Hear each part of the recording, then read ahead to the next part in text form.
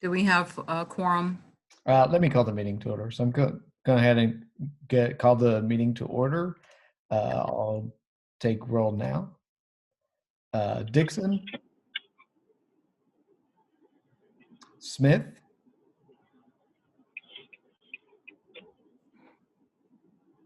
Smith, Present. Sotelo present, Russell Iverson, Present. Frischenmeyer, Present. Hauser,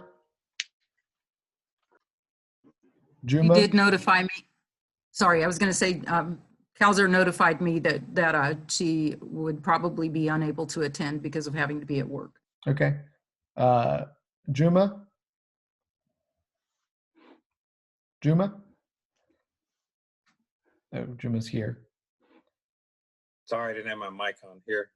Okay. And Grissom. Can you guys hear me? Yes. Oh, I'm here. Sorry. And Armstrong. I'm present. Okay. All right. So I think we have a quorum, Natasha. Is that right? Yes, I wasn't super clear on Dixon. Is she here?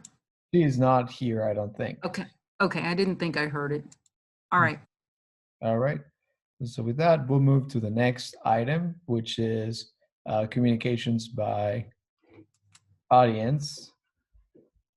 So if at this point, any member of the audience, that is, if you are not the city manager or one of the commissioners, this is your opportunity for you to speak.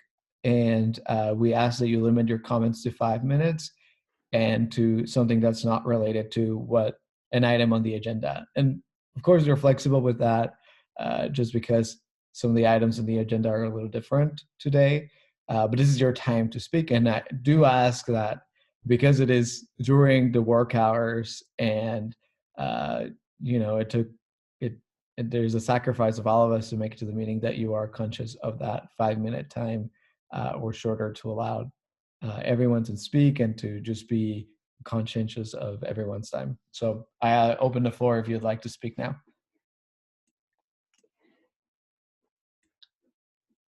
I will throw in on the agenda in case people in the audience don't have the agenda in front of them. Here's what it says. Communication by audience, city manager comments, commissioner comments and questions, next steps, and then adjournment. That's all we've got on the agenda.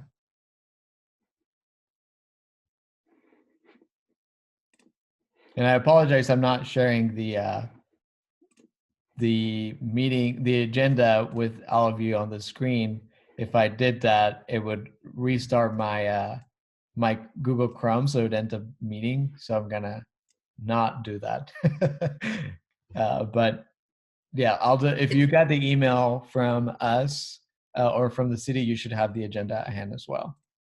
Okay. With that being said, it looks like no member of the audience would like to speak at this time. So we'll move. I actually would if there was. Okay.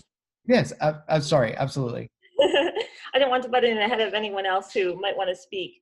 But I am extremely perturbed and frustrated by the events currently happening with the Human Relations Officer position. Many of you know, I'm Rebecca. I'm with Hutch and Harmony. Miriam and I co-founded Hutch and Harmony 3 years ago. And one of our biggest objectives as an organization was to secure that position, because immediately after our first event, citizens of Hutchinson started coming to us and sharing stories of things they have endured, injustices, targeting, like stories that will make your hair stand on end. And there was nothing we could do about it. There was no place for them to go. There was no place local for us to send them. And so we have pushed extremely hard to secure this position because we firmly believe it is critical to the future and thriving of Hutchinson and Reno County. So we know who benefits from this position, right? Like Hutch and Harmony is not the only ones who have outlined the benefit of this position and its effective execution for 3 years. We know that the position benefits people with disabilities, people of color, LGBTQ folks, elderly folks. We know everyone benefits, but the city government itself also benefits. Do you know how many people who have lost faith in city government felt for the first time that they had somewhere to go in City Hall? Felt faith in the process and in the people in city government for the first time?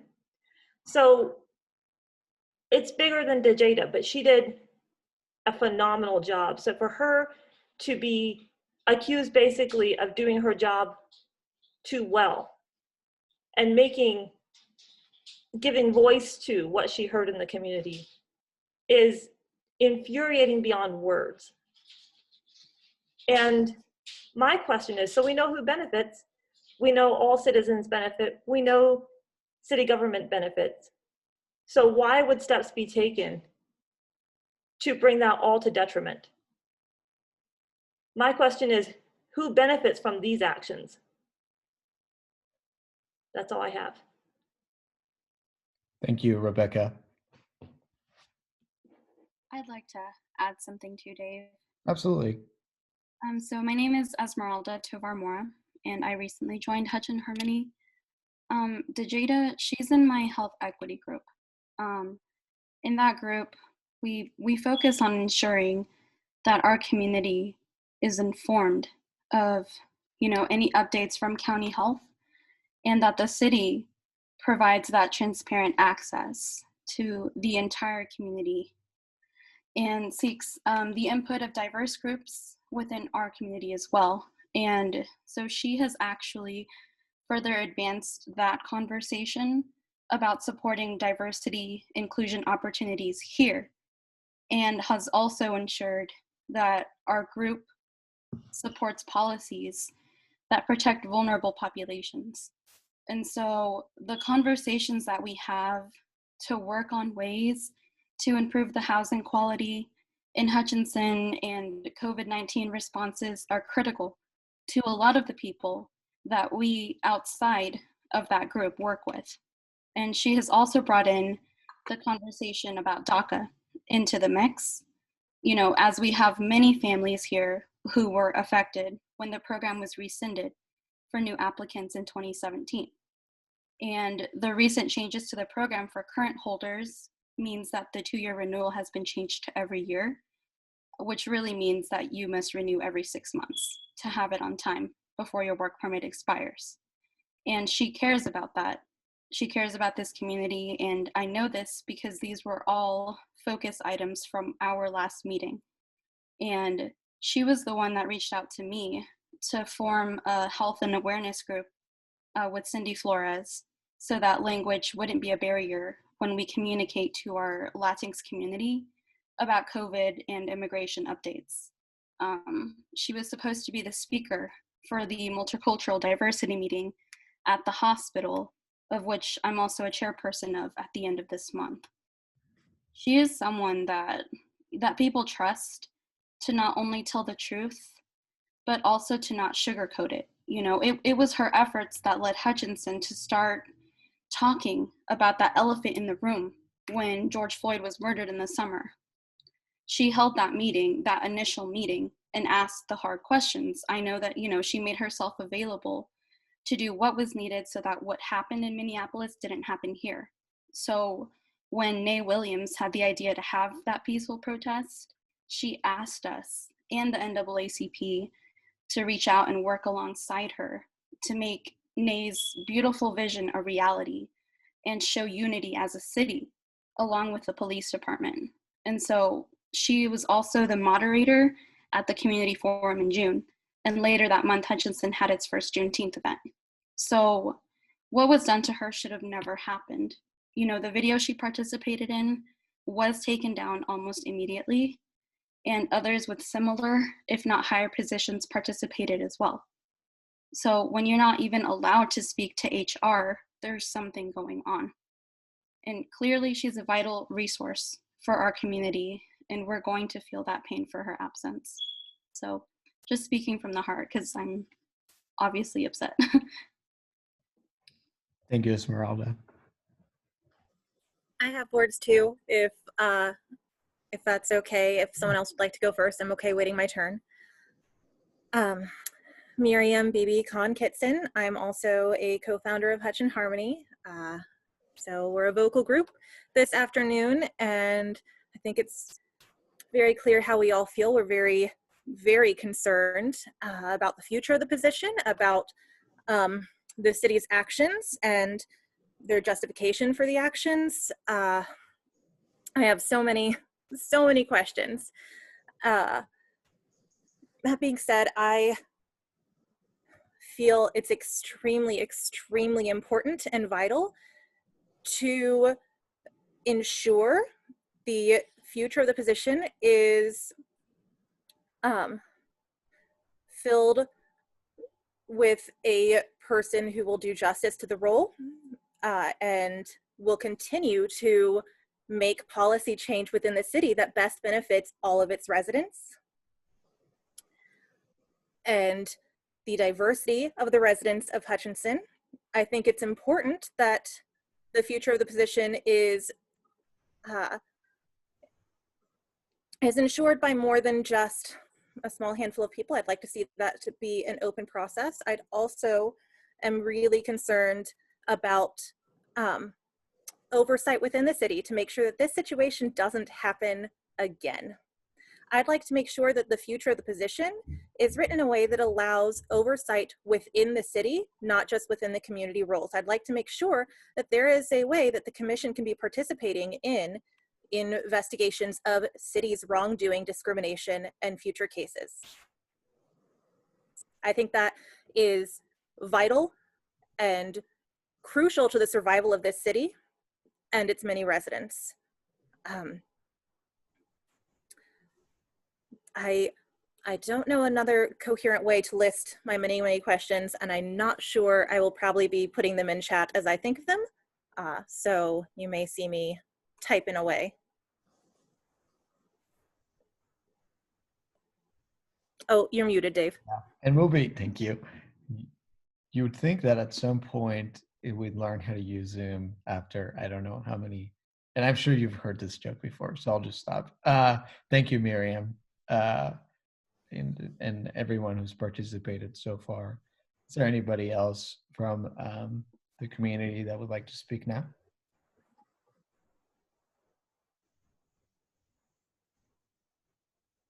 Okay, I think this is a good time for us to move to the next item, which is comments by the city manager. So Jeff, if you'd like to address the commissioners and the committee now. Thank you, Mr. Chairman. I appreciate that. Thanks for having me. Man, where do you start? I've listened to the comments today. I've listened to the support and comments in the community over the last 6 or 7 months. And I don't think I disagree with anything that I've heard. DeJada's a good person. I like her personally. I think she worked hard. I think she did some important work here. And I think there's a narrative being pushed amongst certain agencies that are trying to suggest otherwise, and that's not the case. So let me start and tell you what my obligation is as an agent or officer of the city. And that extends down to public employees. And DeJada was a public employee. She was not a contract employee. I know there's confusion on that. She signed documents during her orientation evidencing that she understood that she was an employee and was bound by the terms of the policy handbook and everything else that all the other city employees are bound to perform and conduct themselves accordingly. Nevertheless, she had a unique job, and it was difficult for her, I am sure, to navigate in that space, having those restrictions. The caseload that warranted her position going to full-time was simply not there, but that's okay. The governing body made a decision that outreach should be the bigger piece of her work. She was an excellent person for that. I never questioned that. I just wanted everyone to be sure in my conversations with the governing body that everyone is on the same page and understanding that there probably isn't enough work caseload wise to justify the full-time work. But if you want it to be an outreach component, then we need to state that on record so that future elected officials don't come after that position and look at it as a cost-saving area simply because the caseload doesn't support the hours. So that was my effort there. I was a proponent of DeJada's, and I'm not running for office here. I don't care. My job is to make sure that we uphold the regulations of the city. There were several instances of political activity that DeJada and I had discussed. The one most recent with Probst was the second one. It's an item that we had discussed, and there were other items too that followed the investigation. I'm not at liberty to express all of those or share them all, but there were other items discovered that were worthy of conversation. And we let DeJada know that we needed answers to those questions that we had. We did meet with her yesterday where she proffered her resignation. She was not forced out. It was not constructive discharge. The comment has already arisen that we forced her out and wouldn't allow her to work her final 2 weeks. That is simply not true, and I've got audio recordings that prove otherwise. I would allow any of you to listen to those recordings one-on-one, but I will not release them publicly. Please, you'd need to make arrangements with me at the office to do that, but they are available. This is not about DeJada doing something bad and demonstrating whether or not I acted or conducted myself accordingly. I think if challenged, that's going to be a pretty easy question to get past. I think the bigger question is, where do we go from here? And if we're going to dig in and continue slinging mud at each other, we can do that. I don't think it's constructive. But I think the bigger question here right now in front of us is, where do we go? Clearly, we have a full-time position that awaits us. That happens January 1. The position did not go away. And it wasn't my decision to cause DeJada to leave. I even expressed that to her yesterday, that it was unfortunate and it was not the way I wanted to see things go. I had hoped that we'd work it out constructively. I will not speak to DeJada's motive and intent in her decision-making process and why she decided to resign on the spot. I can only speculate, and I don't care to do that. You guys could do the same. So if we're going to work constructively, we have to understand that this position, the way that it's structured, is a public employee. And we can't have certain activities going on, otherwise my office gets hammered by the Attorney General's office, and pretty soon I've got big issues. I do think it's important to point out that other employees for lesser conduct have been terminated. I had a white male, approximately 45 years of age, huge Trump supporter, very vocal, had some social media stuff put out there that was inappropriate, fired him. So I think it was alleged in some of the recent articles that were put out that it insinuated that maybe it was a different process for people that were of color. Well, I can clearly demonstrate that's not the case. Happy to do so for anyone that wants to look into the record. So I'll leave it up to you guys. Where do you want to go? Mr. Chairman, I appreciate the invite today, and I apologize for not recognizing you earlier as the chair. I was not being nefarious when I did that. I simply didn't read the bottom line of your email. I apologize for that. My guess is that we will put this back out and we will search for candidates within the next, I would say 45 days. It takes a little bit of time to put this together, and I think we need to let the dust settle a little bit. This typically falls within the purview of the city manager to hire and fire. But with a position of this importance, I'm going to recommend to the governing body that we once again put this out and we have a community group that participates in this effort. So that's going to be my recommendation to the governing body. I think they will probably support that. It's what was done in the past. And I think you're all very valuable to that process. I don't know that we're going to be able to put everybody on this committee, but it's something that I intend to place in front of the governing body for their ultimate approval. You guys will have a voice in that. Whether or not you like the slate of people that I'm proposing, you'll have an opportunity to speak to that. And this is not an attempt to stall the position. It's not an attempt to pull it back to part-time. There's so many allegations going on, it's making my head spin. It's crazy. But if you're a public employee, there's certain things you simply just cannot do. And I left it into Jada's hands if she wanted to work with us and work something out under the terms of a performance agreement. And honestly, I think she probably has bigger fish to fry than Hutch, would be my guess. She's very capable. She's extremely brilliant. I think we were lucky to have her for the period of time that we did. I didn't have any options. So I'll rest for questions. Thank you, guys.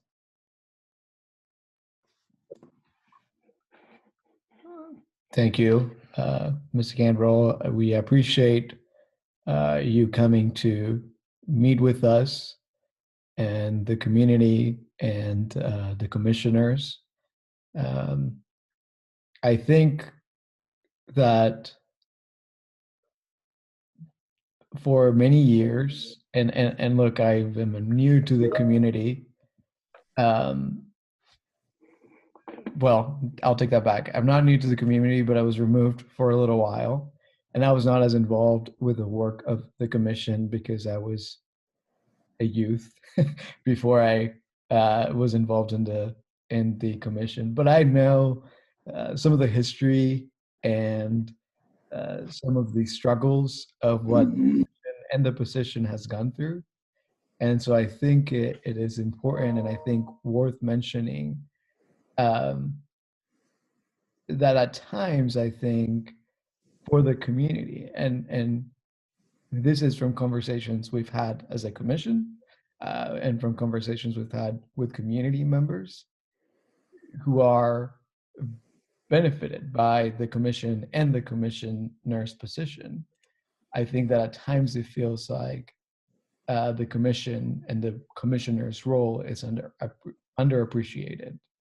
And so, I appreciate you taking the time to come and meet with us and to speak to us, because I think that's important to have that role, and certainly the role of the commissioner, or yes, of the officer, is for that person to be a liaison between the city and the commission. And I think Jada served that role well. But I just want to express that, and so that we're grateful, because we know that at times it feels like the work of the commission and of the officer is underappreciated. This is an ongoing conversation we've had for a while as commissioners and with other members of the community. I'd like to move to the next item now, which is commissioner comments and questions. Now, ideally, what I was hoping is, Mr. Canberall, I don't want this to be a hearing on you, but if you allow for the commissioners to participate in dialogue with you, if they have questions, but it's also a time for the commissioners to express their comments and concerns at the same time. Mr. Chairman, if it's your desire for me to remain on, as long as decorum is maintained, I'll do it.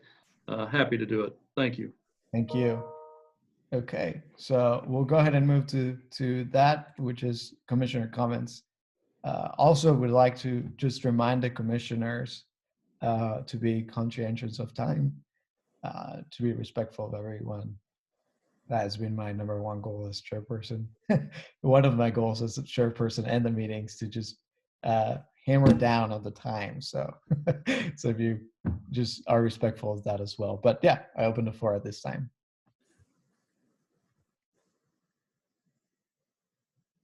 Okay, who wants to go first? Is that me? I can. I'll- I really just have one comment, Go ahead, Anthony.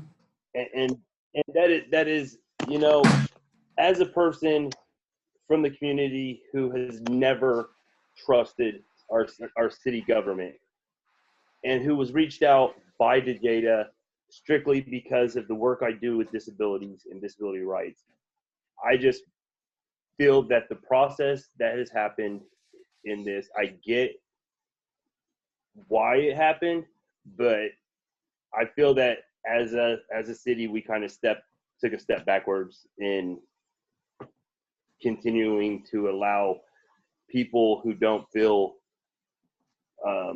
really represented and taken care of. I think we took a step backwards by allowing this to happen, and that's just my comment. Thank you, Anthony. Go ahead, Kristen.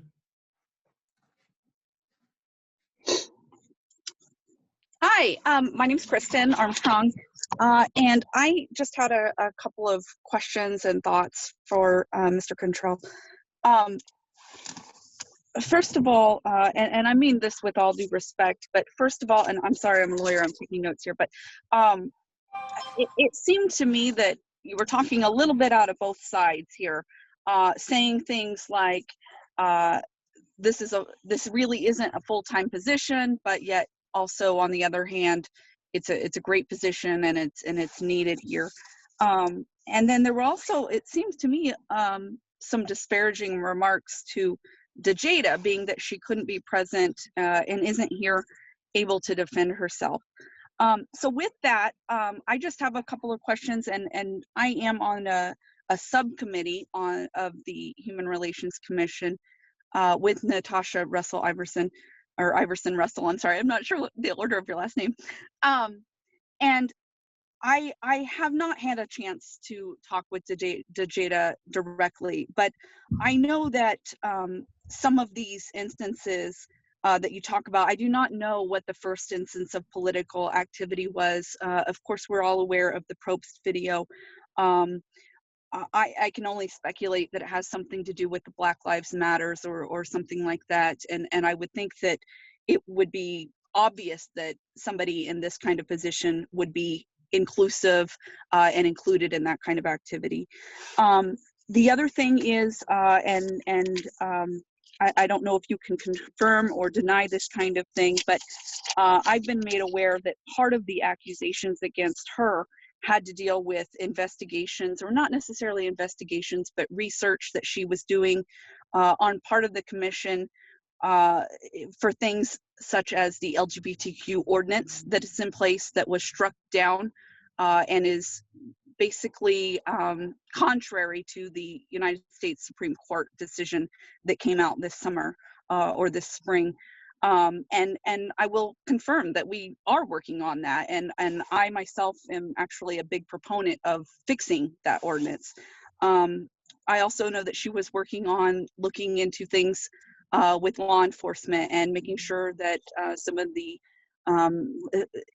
police department policies and things like that were non-discriminatory. And I guess I want to be clear that if that was part of the investigation and the things that she was being questioned for, that's within the scope of her employment. And we're going to have a really difficult time as commission finding somebody else to replace her as an officer if we don't have city manager that understands what the ordinance authorizes and the scope of what that position is.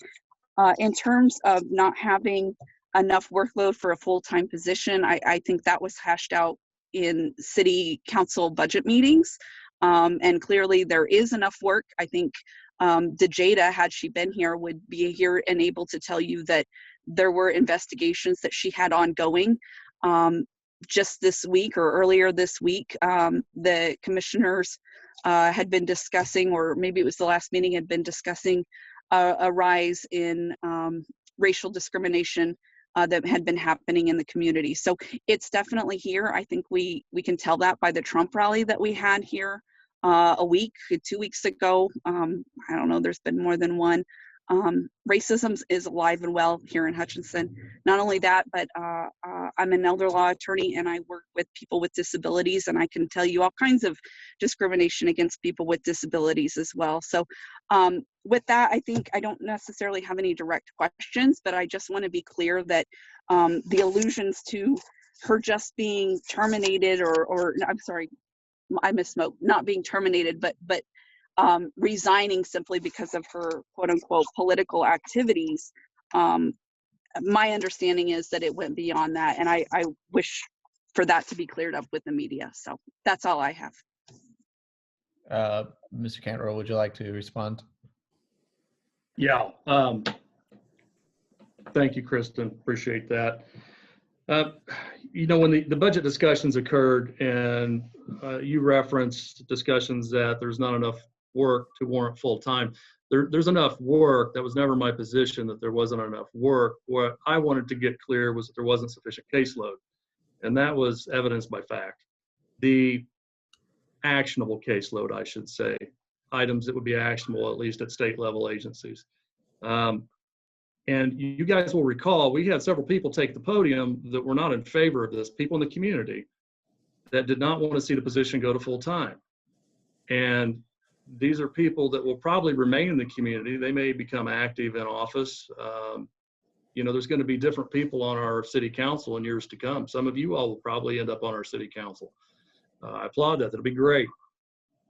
What I wanted to protect the position from was from it becoming an item of tug of war and letting the whole world know that if it's going to be full-time, it needs to be one that supports outreach and not necessitated by existing caseload. So that was my position on that, always was, still remains my position on that. DeJada could be here today. Well, at least there's nothing that I have that would preclude her from that. She is technically resigned. So she's no longer an employee of the city, and she's not bound by any stricture that I would impose at this particular point. I respect her professionalism and probably not engaging in it, so I'm not calling her out for not attending. I think it's stand up that she would allow us to run this dialogue in the manner that's being conducted. So my hat's off to her in that regard. You referenced, was it a BLM issue, the first instance of political activity? I can tell you as much as that it was not. It was not Black Lives Matter related at all. It was an event that did involve lobbying and protest. I'm not sure if that happened while on city time. It really doesn't matter, but it was not related to BLM. It did happen here in town. It was not in Larned. So we did have discussions on that. Policy discussion as far as me attempting to limit her activity with LGBT ordinance and whatnot, not at all. That would not be supported by fact.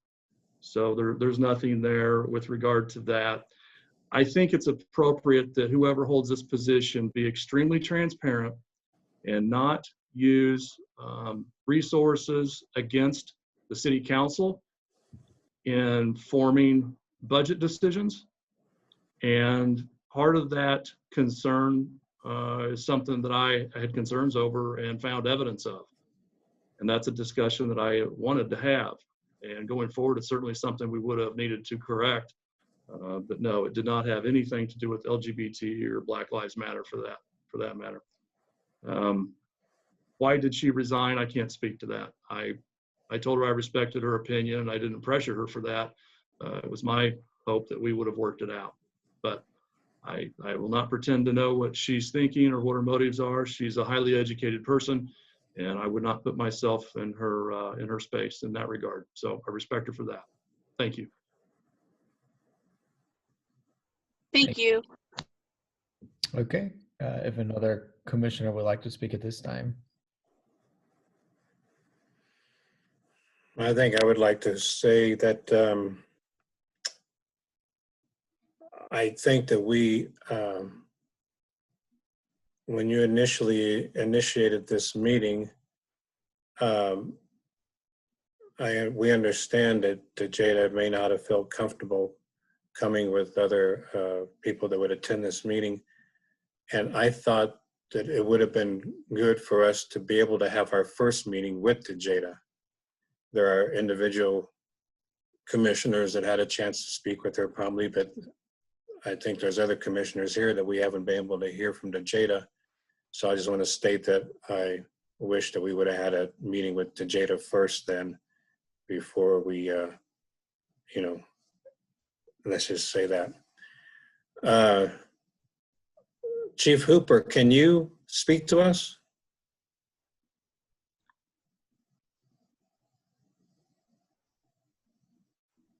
I was here as an observer, but I certainly can speak if there's a question that you might all have. All righty. So, because my question may be to both you and to Mr. Cantrell.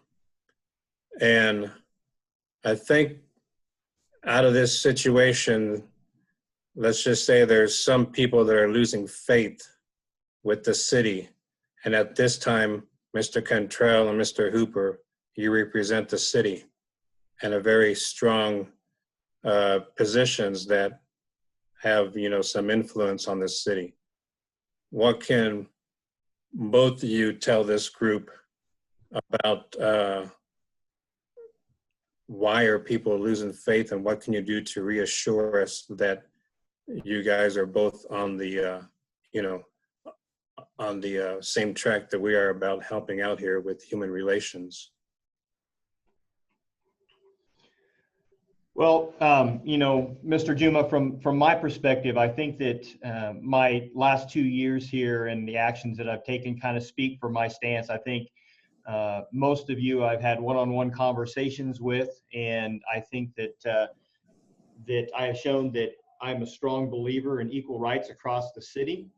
And I had conversations with the JADA. I've had conversations with various people in the community of the minority community about holding ourselves accountable, about the police department being here to serve this community. And I have held this department accountable. I have held myself and I have held my men and women that serve this community from the police department accountable for our actions, accountable for treating everybody equally with equal rights.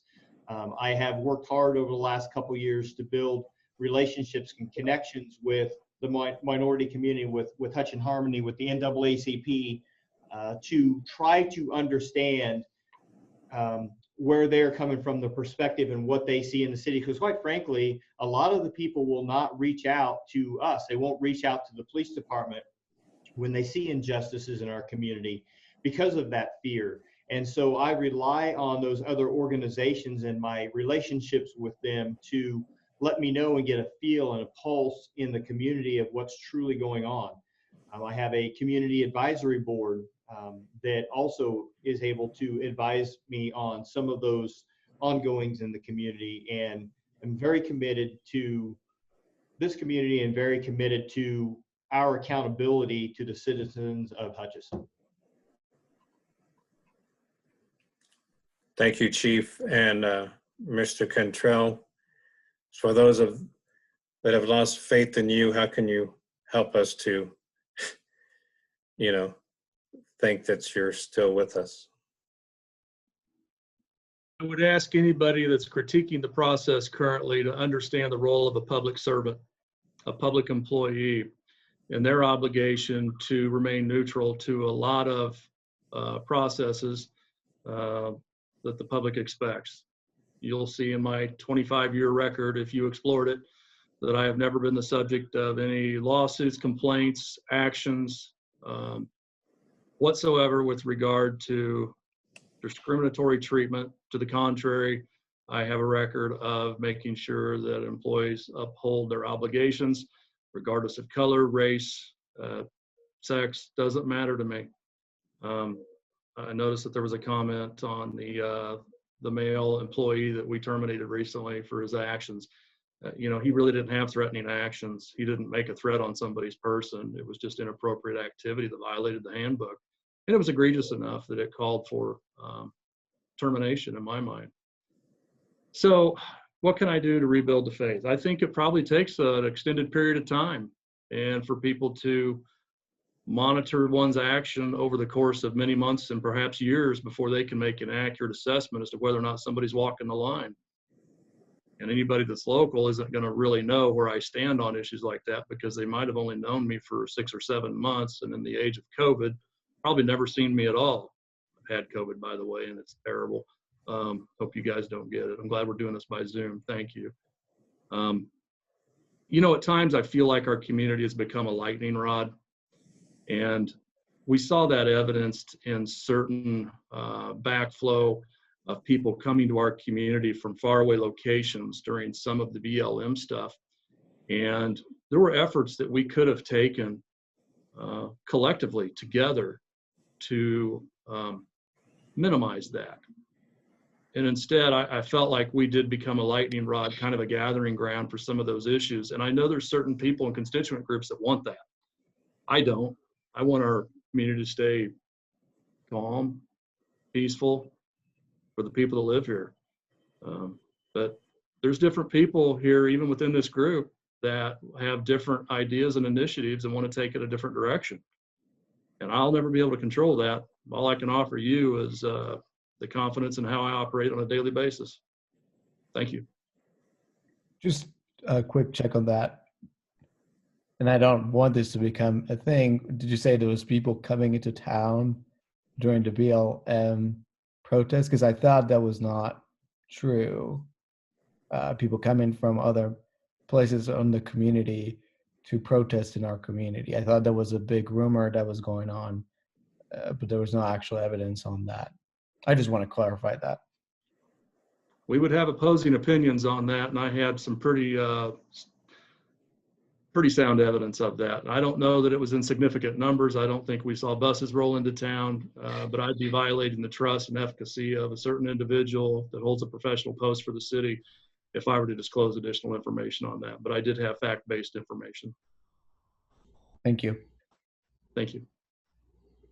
You know, one of the comments also states that people would go to DeJada before anyone else because our community trusts her.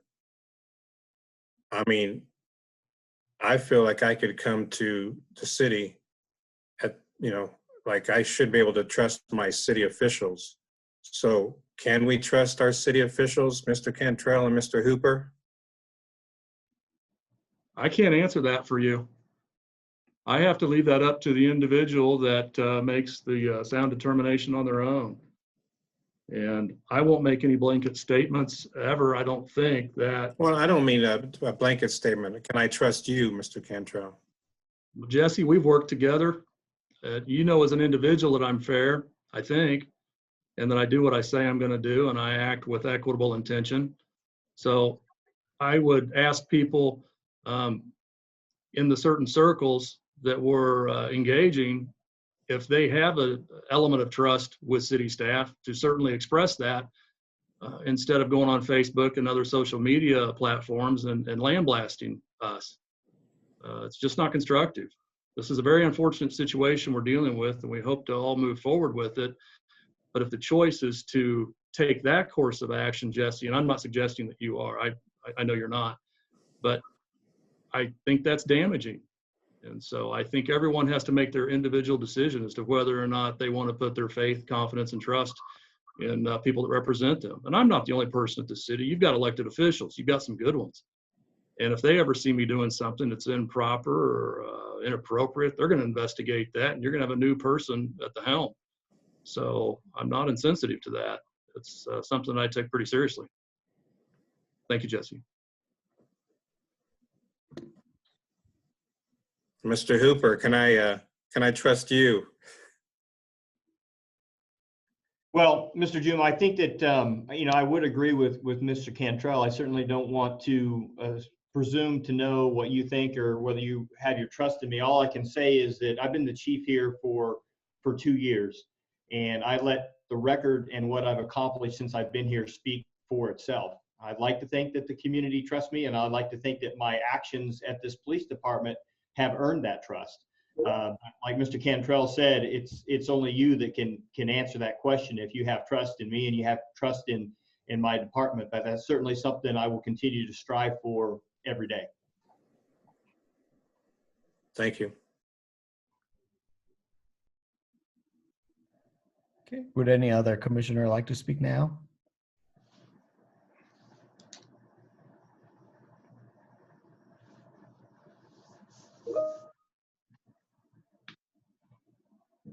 As hearing no one else leap in, I guess I've got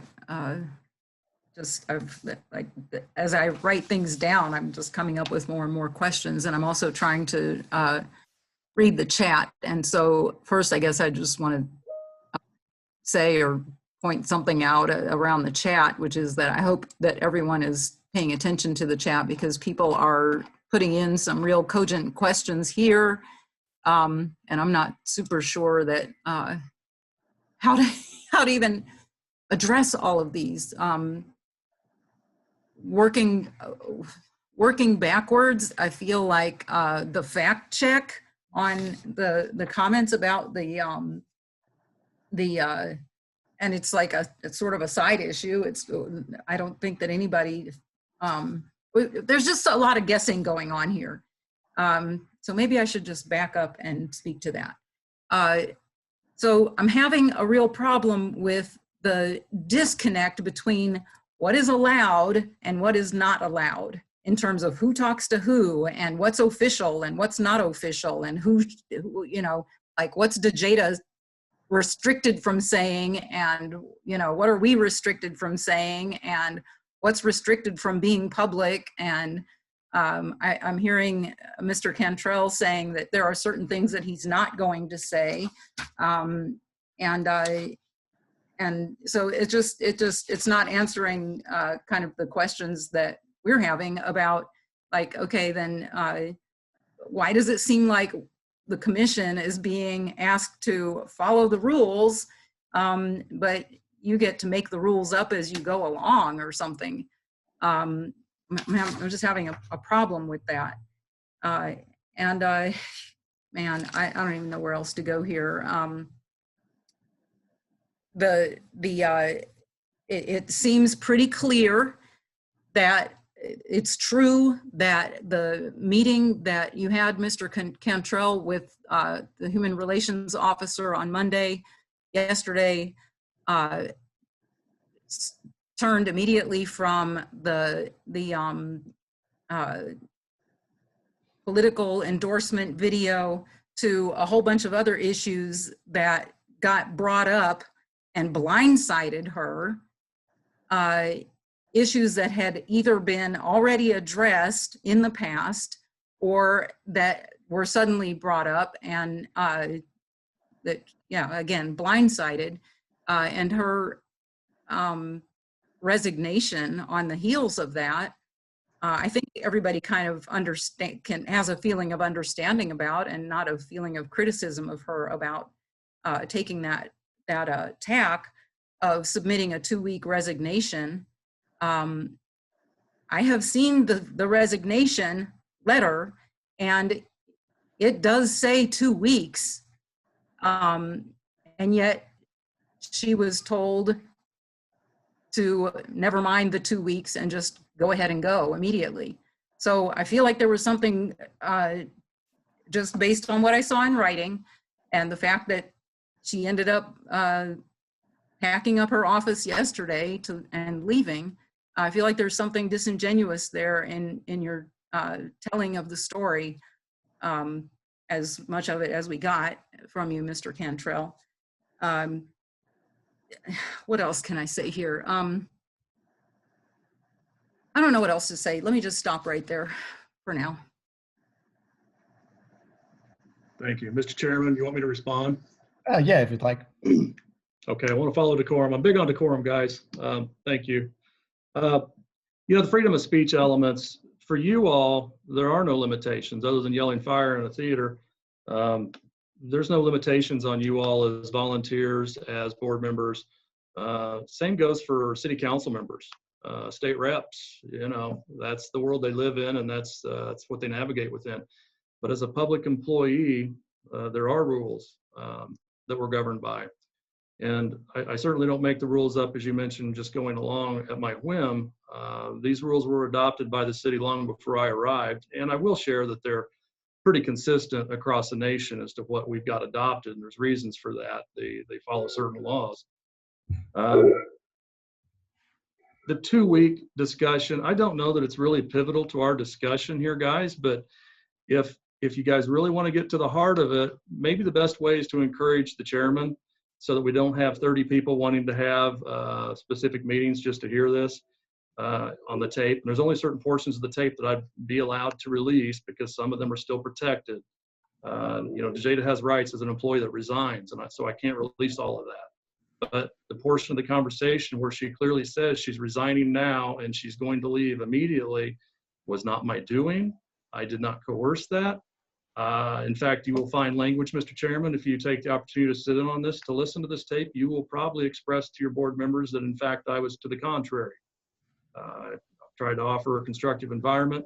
And yes, there were other items brought up as items of discussion and concern that were developed and discovered during the investigative period during the suspension. And we wanted to work those out. We had to work those out if we were to go forward with DeJada in this full-time role.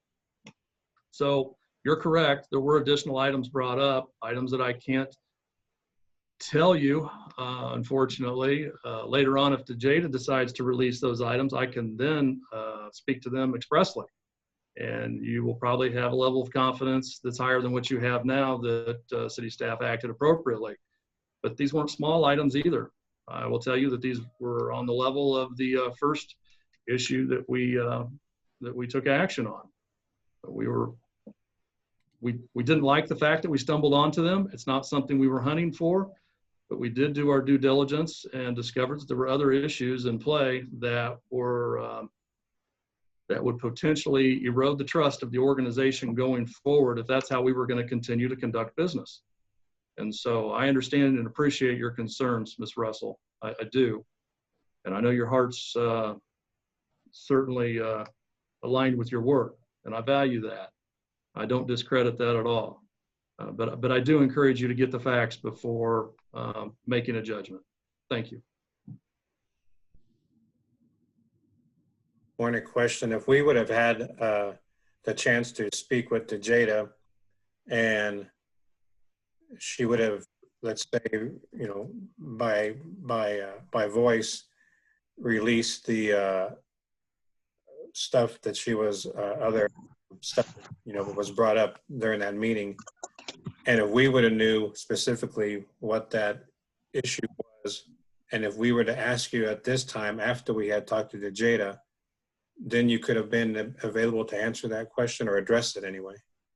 I think I want to, in my communications with Jeff, just almost said my feelings about why DeJada was not asked to meet with us after she resigned.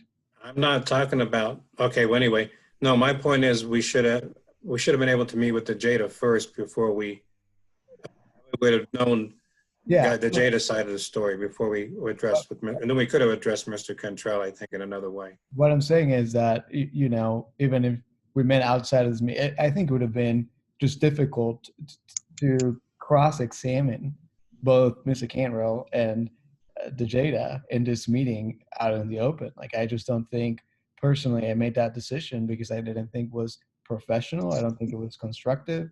I think, you know, it was, we all know that this wasn't a hard, easy thing for DeJada to do.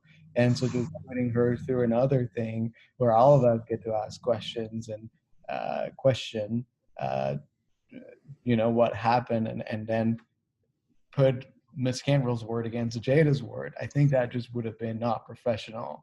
And I respect Ms. Cantrell for saying that, you know, that DeJada was in her full power to decide not to attend, and that she is able to attend a meeting where we can ask her questions. I think that's fair. And if she ever wants to do that, I'll be happy to provide that space for her in our commissioner meeting.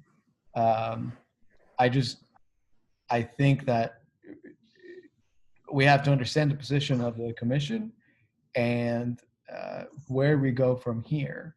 And so when Natasha's asking all those questions at the same time, and they may not be based on facts, as you said, that's why we're asking those questions, because we want them to be based on facts for everything. So, you know, I hope that those questions don't come and don't feel as an accusation, that they may feel that way.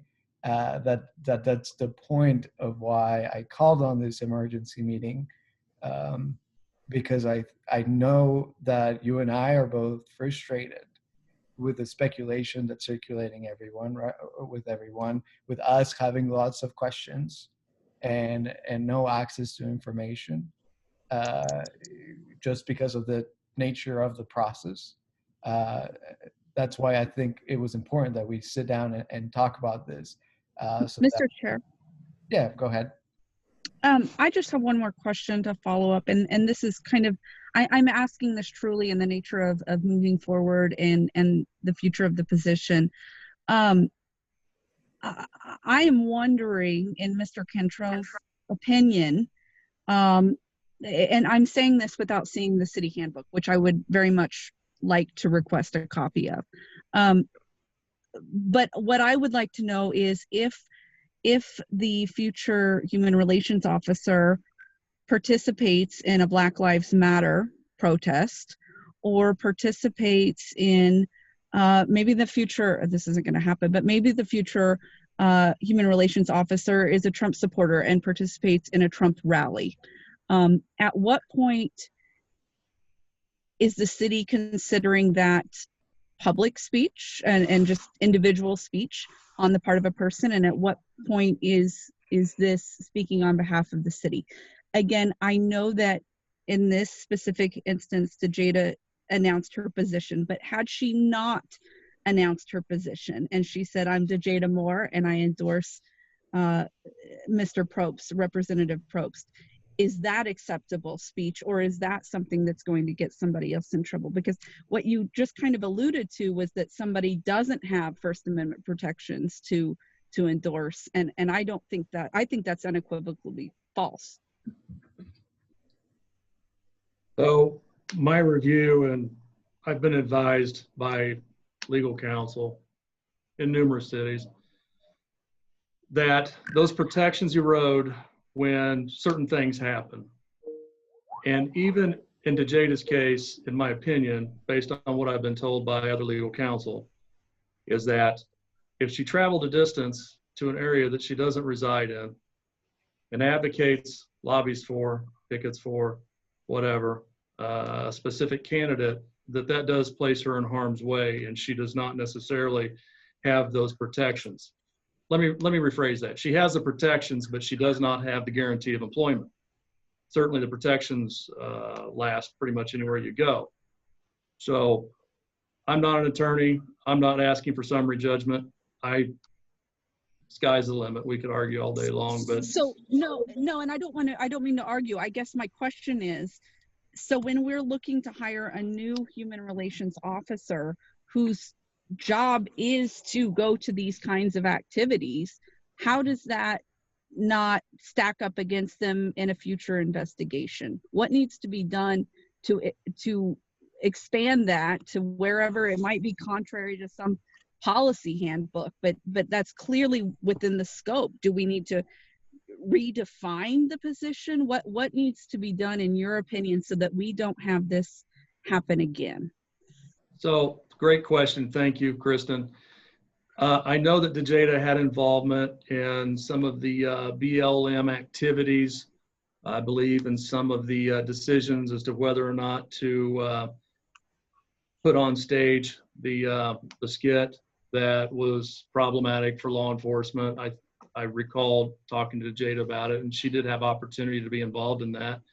And we never took action on that. We never suppressed her ability or her performance in guiding certain activities that one could probably argue went against some of the operational activities of the city.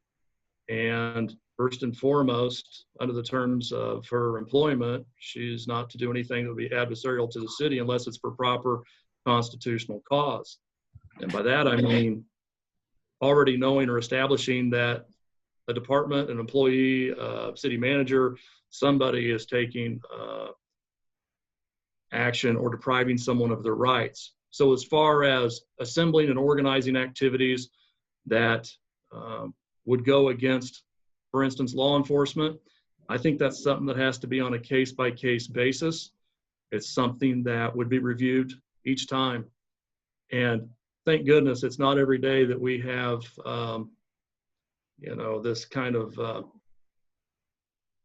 Well, I guess that's the inherent problem, though, right? Like, that's the problem with Black Lives Matter, is that George Floyd was killed by law enforcement for no reason, right? I mean, So that you're becomes a getting into a national whole other discussion. issue there, you know? The question then I think becomes, are we to address a national issue with this position? And it's a great question to ask.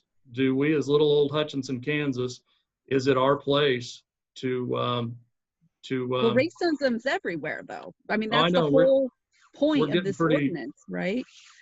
you know, and that's why I always gave to Jada a lot of latitude in her activities. And I even told her that, because you're getting into some lofty discussions that have a lot of breadth to them. And I understand the law in this area very well. So I'm not new to it. And that's why I take a very relaxed approach in allowing Jada or any position to formulate what they believe is best in this outreach component of their work.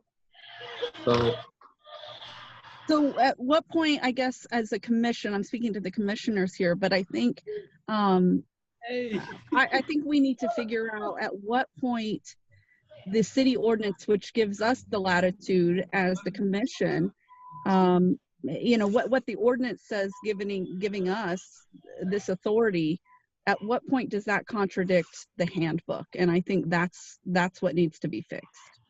I'm sorry, did I miss my mark to be able to speak?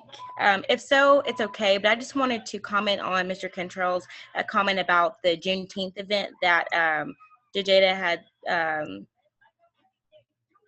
organized. I put that in quotes, my camera is off. Am I able to speak on that right now, or is... Well, I am a bit confused about that whole situation. And can I clarify? Can I, because of the agenda, I'll let you clarify, but let me see if I'm understanding this correctly. Okay. There was a skit, and Jada did not, from the comments in the chat, did not participate on that skit. After that skit was done, it was a youth skit, and after that skit was done, Jada facilitated communications between a time for the youth and the police department to have a conversation during that time. Is that correct? Are you asking me? Yeah. I don't know about the last part as far as the communication between law enforcement and the youth. But as far as the skit goes, it didn't have anything to do with Jada. It was something that was asked to me if it could be a part of the event, because I organized it along with Anis Grissom. Hey guys, if I can clarify that a little bit as well, because I actually took place in the skit. The skit is not directed towards our law enforcement. What we do believe in is speaking about injustices wherever it's at, Colorado, Hutch, anywhere in the world, because it's an important thing. And when you let something fly by somewhere else, why shouldn't it be able to fly by where you live? That's how I look at it. And I think that some people were offended. But this is how I look at life. When I want to get offended and stuff like that, I think if the shoe fits, wear it. You know what I mean? We never said anybody's name. We never said, well, you're racist or anything like that. We're speaking on something that we have struggled with. I have personally struggled many, many times. I went to my principals. I went to my teachers. I went through a lot. So for people to look at us, speaking out about something that needs to be spoken out about, and being offended about something that hopefully does not apply to them in the manner that they're racist or they don't support what they need to be supporting, in my opinion, it's very distasteful. And what we did was for a purpose. It's like, if I'm leaving Hutch, everybody, takes vacations and things like that. So say I leave Hutch and I go to Wichita, or say I leave out of Kansas. If something racial happens there, and this is just little old Hutch, I should still speak out about it, because it's injustice. It's not okay. And for someone who has been oppressed and someone who has been through multiple things, from in school, my grades being lowered, I'm a smart kid. Grades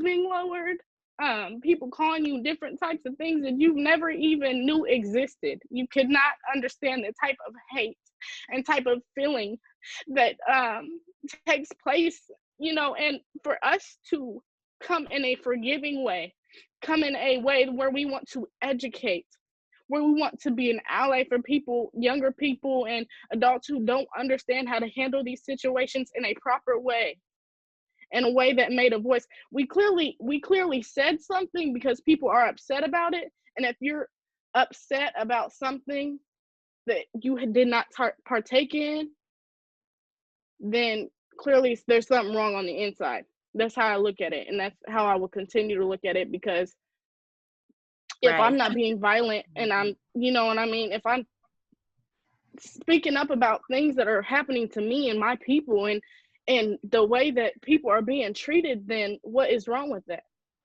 And I'm sorry, I'm getting a little bit emotional because DeJada is such a ally for people, and I have never been at such a high standing point in my life. And having somebody like that to mentor me or give me advice on different things that I'm going through when I go to the police station, I've never, before this year, I have never called the police, ever, not for anything. And I have not even had personal crazy things happen to me with the police, but I know, I'm aware, and I'm 18 years old now. I'm a grown woman now, and up to this year, I have never in my life. So it's important for us to understand that DeJada impacts a lot of people, and for the tone that's being used and for things like that to be happening, I just don't feel that it's okay, and I'm uncomfortable with it. Thank you. I'm sorry, y'all. No, thank you for speaking out. I'm glad that's clarified. Nay, I still want to allow you the time if you'd like to clarify it. Again, I think we have to be conscious of time and the agenda. Right. I'll let you clarify it if you'd like. Yeah, I just wanted to clarify how disinvolved DeJada was with that performance, let alone the event as a whole. It was something that I wanted to do. The one who took the first step on wanting to organize the Juneteenth event. Now, I do need to clarify that there were two that happened that day. And I can speak for DeJada when I say that she had no involvement in that one at all, because I'm aware that the skit was performed at both locations.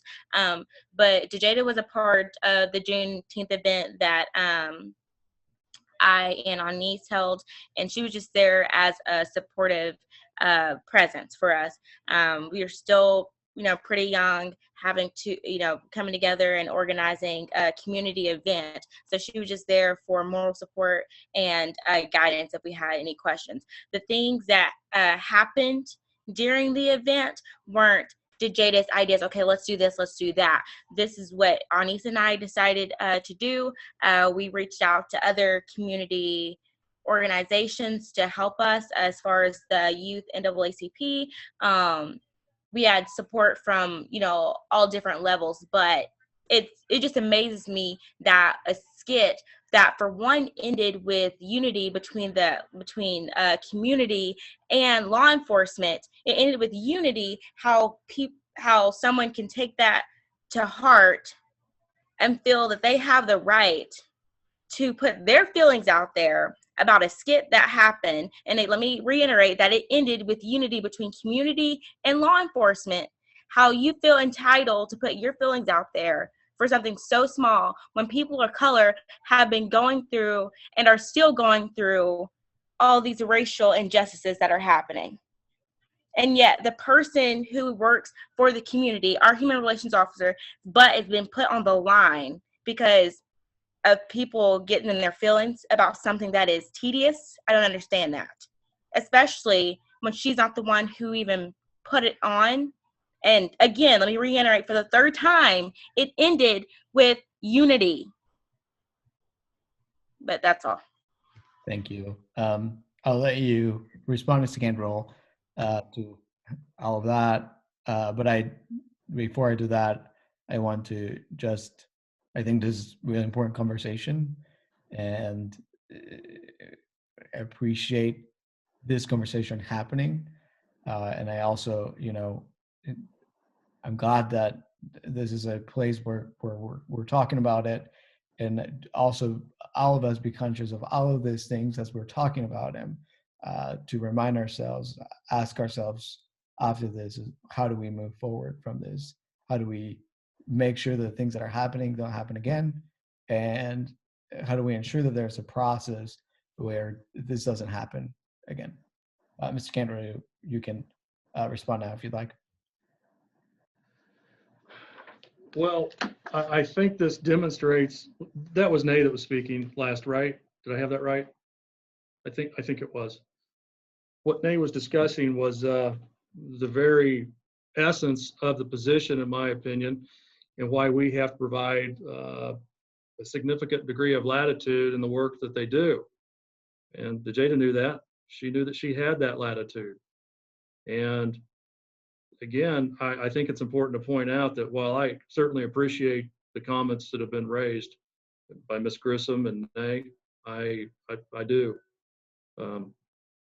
This was not a causal factor in any action or investigation that took place with DeJada.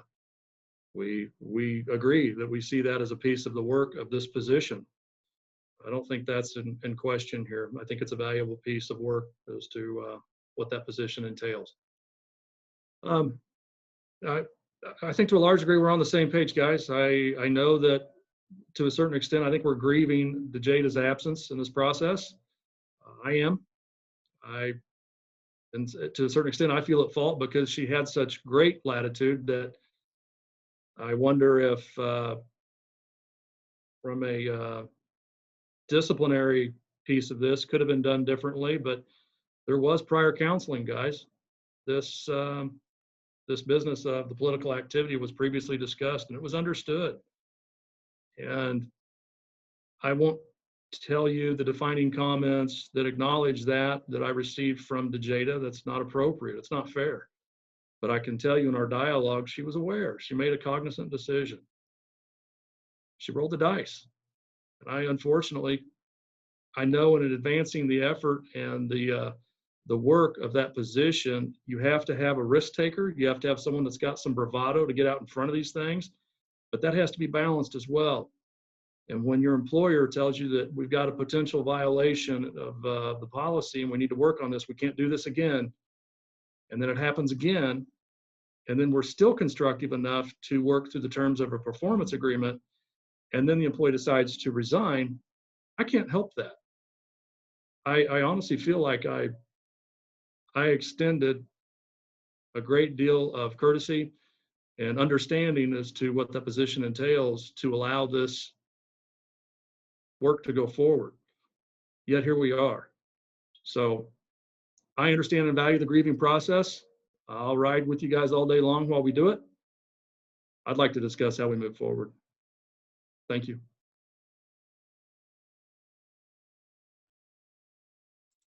I have hopefully a quick question.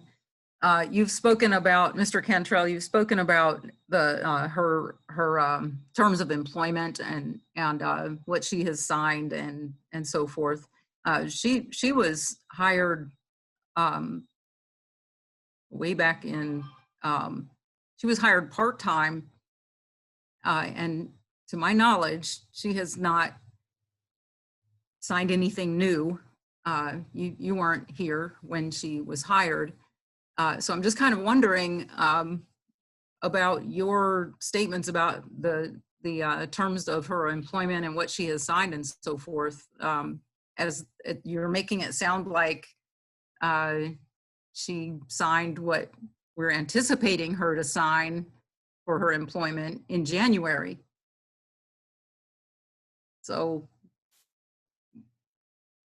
what are you basing your comments about her employment on?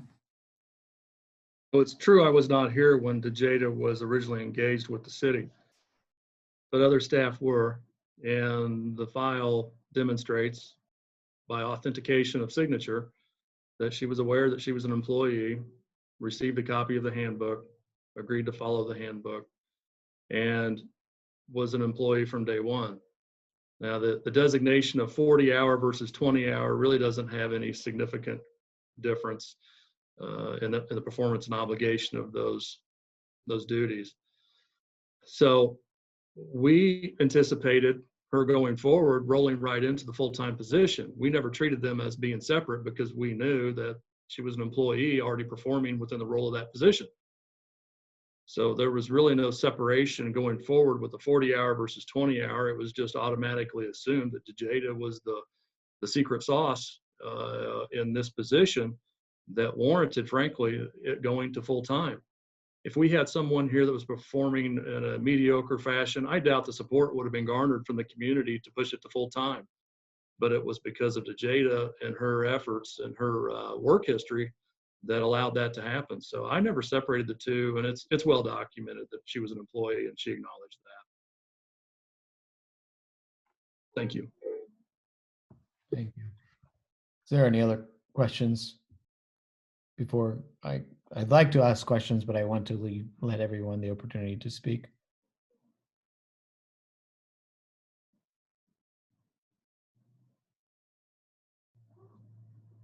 Okay. So I want to just from questions that were raised in the chat, Mr. Cantor, and I'll just my own from our conversation. Do you agree that there may be members of our community that at times feel distrust for our city government or police officers if they were to come to them to complain about discrimination?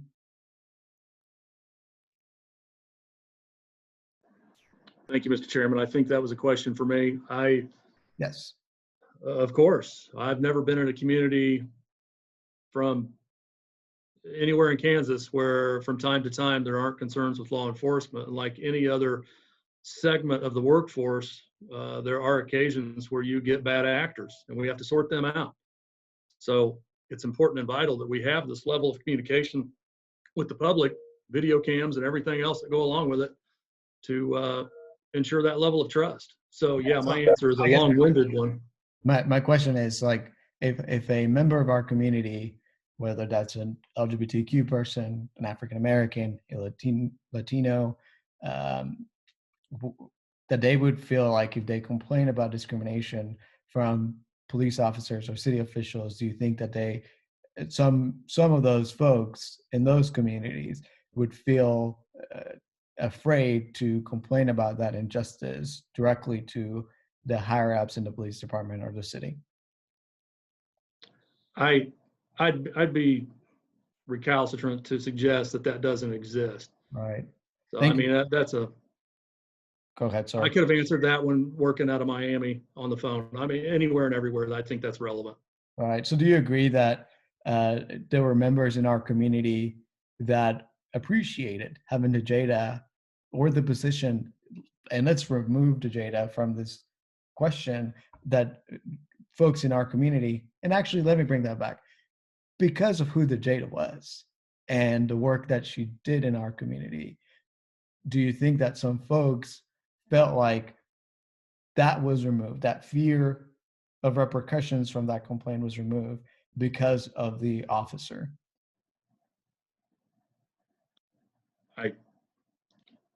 Mr. Chairman, I don't know. I know that there was a high degree of confidence in the community of DeJada's capabilities and her ability to navigate through these issues. So to the extent that you're going to ask me whether or not she's a trusted, valued person in the community, my answer is going to every time be yes. Okay. So there's going to be a process of about 45 days. I think that's what you said, 45 to 80 days to do the hire. I can't remember the exact number. How there are going to be members in our community that I think I keep going back to the seeming versus what actually happened, right? You would argue that this is what actually happened. And a lot of us would say, well, this is what it looks like, right? and I think it's important for you to clarify that, for the Jada to clarify that, and that's probably the role we're playing right now. But my question is, a lot of folks, just from what seems to have happened, not what happened, but what seems to have happened, may feel some distrust again, may feel afraid again if they were to complain to the city or to the police department if there was some discrimination. So I just want to, what do you say to those folks who might feel some sort of distrust from the community because the Jada is not there, but also because of what seems to have happened, if that makes sense? Yeah, I understand. Well, Mr. Chairman, I believe the position is warranted. And regardless of who fills it, certainly whoever we find and select is going to be deemed to be competent to fulfill the role. And I think it's an important position for our community. I will never suggest otherwise. So I know that moving forward, anyone that has skepticism as to the trust, I think I just saw a comment come in where there's no trust. Okay. It's going to be very important for that person rolling into that full-time position to demonstrate that, and for me to give a certain amount of latitude in performing those duties to the extent that I can legally. So I think earlier you asked the question, and I don't know if this was, you just thinking out loud, you asked the question, that you felt to some extent at fault for giving so much latitude to the position. And I think that was important, right? That was important that there was latitude to that position. We can have an agreement between you and I about whether Jada was doing things that are inappropriate. And I think, look, all of us know that, and she had agreed, maybe I shouldn't have been on that video for Jason Prost. Now the video was taken down immediately. She knew she messed up. Hopefully we can move on from there, right? That was kind of our attitude in general for all of us. But I think it became into something else, right? Where other issues were raised. But I just kind of want to can you commit to allowing that today to us as a commission, allowing that latitude to be available for that position in the future? I believe the same level of latitude would be exhibited. I know that it's important that that position maintain a great deal of latitude to do what it has to do. And I'd also like to remind, Mr. Chairman, I got to remind the group that this employee was counseled once, twice, came to the table to talk about how we go forward. Never at any point were they terminated or discharged.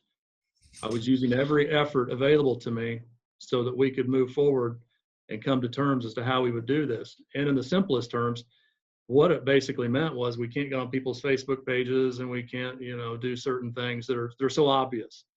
And there's going to be sometimes, I know this position will be involved in certain movements, rallies, activities that take a direction that'll be unintended of the HRO. Certainly I cannot hold someone responsible for that. Wouldn't even suggest that I would try. But when there's instances that are so specific and then the response is one of, man, I can't say this because I don't want to defame Jada, and I won't do it. There's sufficient information available that tells me that the employee was knowledgeable of the situation, made a cognizant decision to not follow the policy, and did what they did. And so if that's going to be a reoccurring issue, and that's why I feel bad that maybe I could have, maybe a fourth warning would have, or fourth warning would have been more sufficient, but it clearly wasn't instruction that was going to be easy to direct. And I hope that the next person that holds the position will have a greater sensitivity to that. Let me also say that I know that Jada got a great deal of work completed by pushing the limits. You guys know this. She was aggressive. She was confident. She got right out there in front of issues, not scared.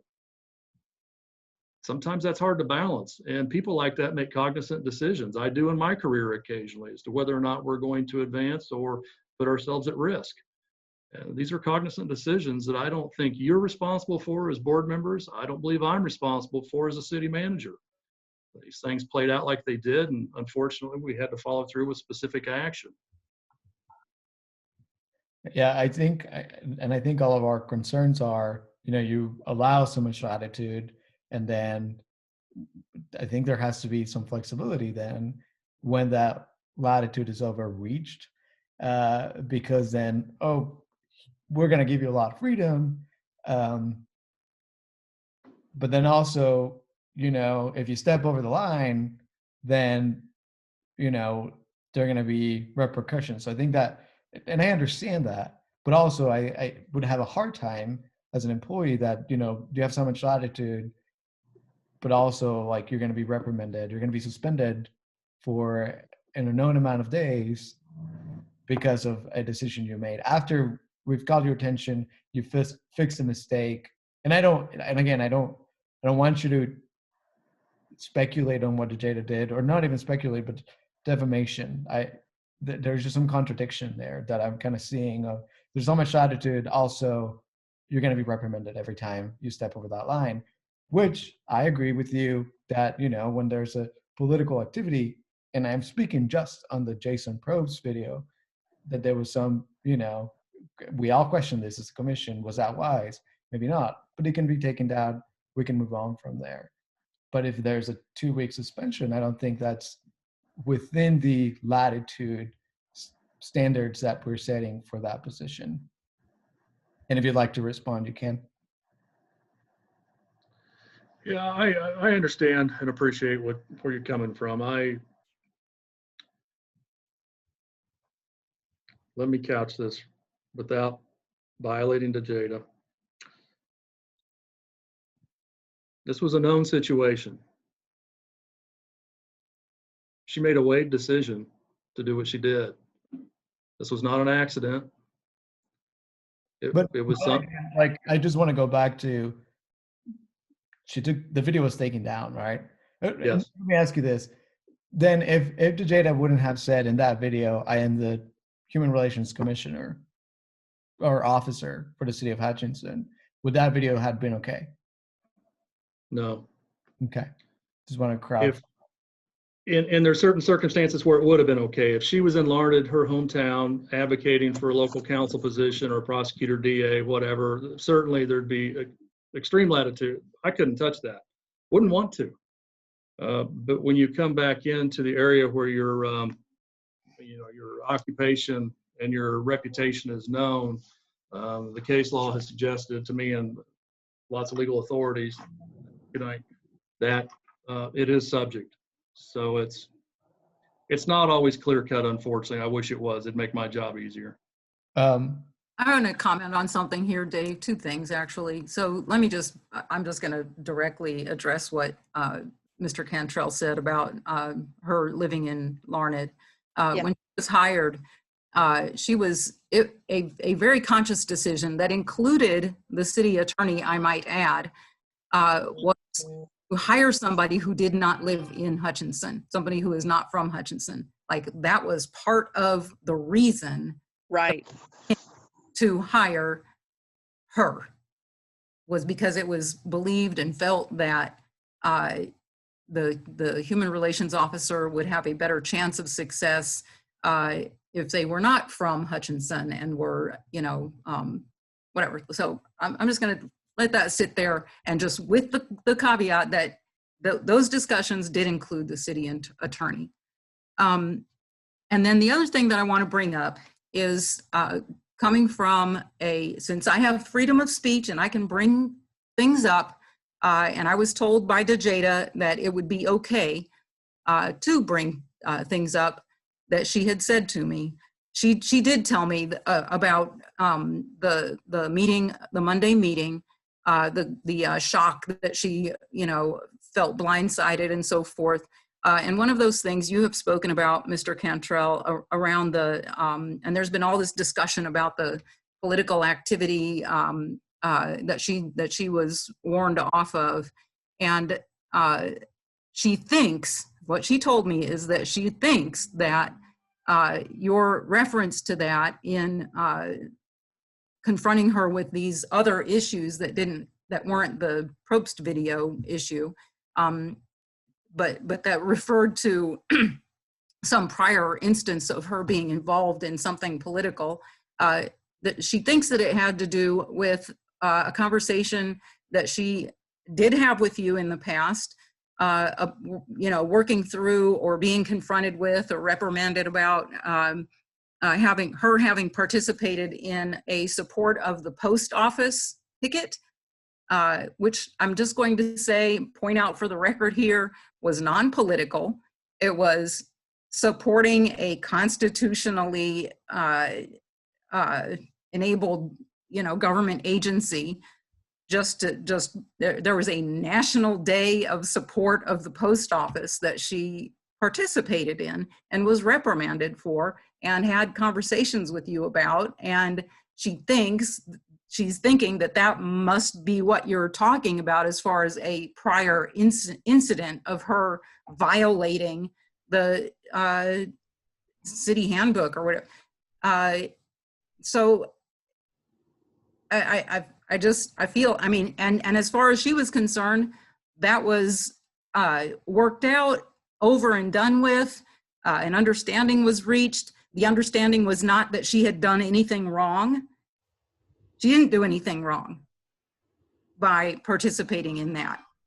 So I don't know it's out there on the table now. Like, you might as well tell us what it was that you were talking about, what it was that you confronted her with in that meeting yesterday, as investigating these things that you stumbled upon supposedly to blindside her with, as far as things that now were suddenly on the table that question her employability with the city of Hutchinson. You might as well put it out there.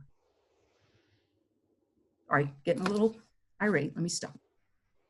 Thank you, Mrs. Russell, for your passion. I do believe it'd be inappropriate for me to bring up in this segment what those prior discussions were specifically. I will tell you that you do seem to have some of the facts. I'll leave it at that. You don't have all of them, but you've got some of them. She was not reprimanded. She was counseled.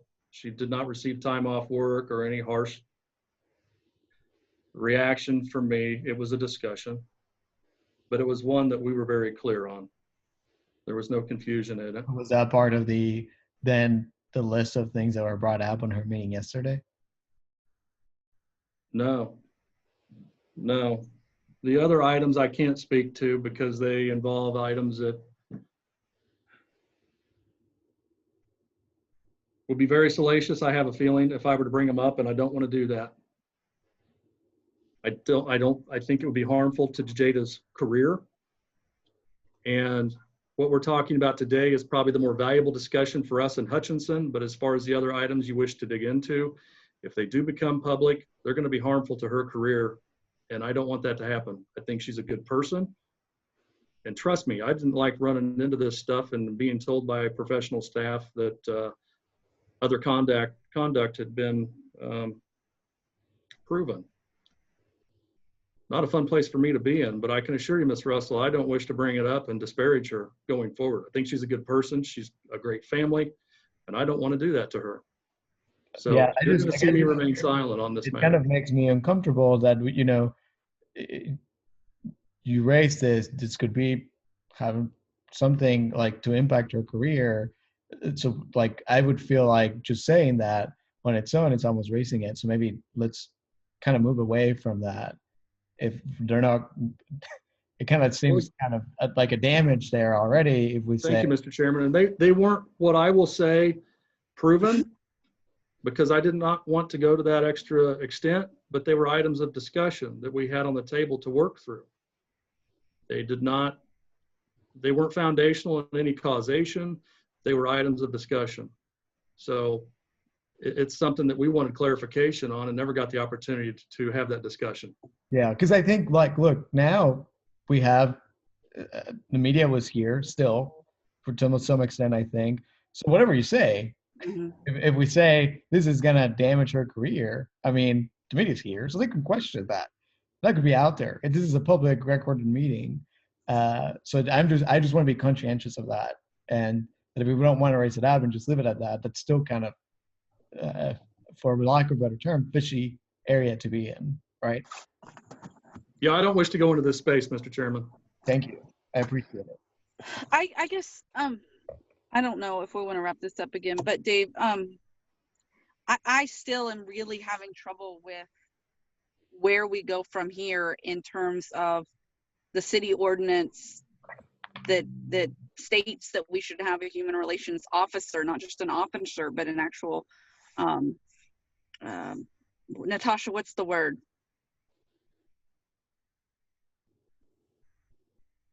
You're muted, Natasha. I think, are you asking like to have more like support it's supposed to power? have a staff. I can't think of what the Yeah, word is. department. Natasha knows A it, but human relations department. department. Thank you. I just don't see where we go in terms of the ordinance saying that we should have this department and this officer, and then having some contradictory handbook out there. I mean, the office is inherently somewhat political, or at least being an advocate for something, and whether it's racial or not racial. I mean, certainly if it's advocating against businesses, or maybe comes to head with something the fire department says in terms of you know, people with disabilities and you know, access to buildings or something like that. I mean, is the officer not allowed to show up at a protest, or is the officer allowed to show up at a protest but not say this or say that? I feel like I still don't have a whole lot of answers here about what the future of the position looks like, because I think that needs to be well settled before we get another officer, because otherwise we're going to run into the same thing where the officer does something thinking that they have, quote, great leeway, and then something happens, and then I'm going to swear shit comes down on them later. And I think we need to be proactive against that. And I'm sorry, Father Ted.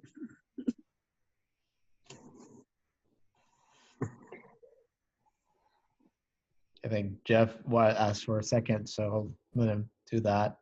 I'm not sure what happened. And I want to thank everyone that's not a commissioner for participating on that. I think it's important, and I made that effort, that the community is involved in this, because this is a community position and it's beneficial to everyone in our community. You know, let's keep working together. So Jeff is gone. Is that what you're saying, Kristen?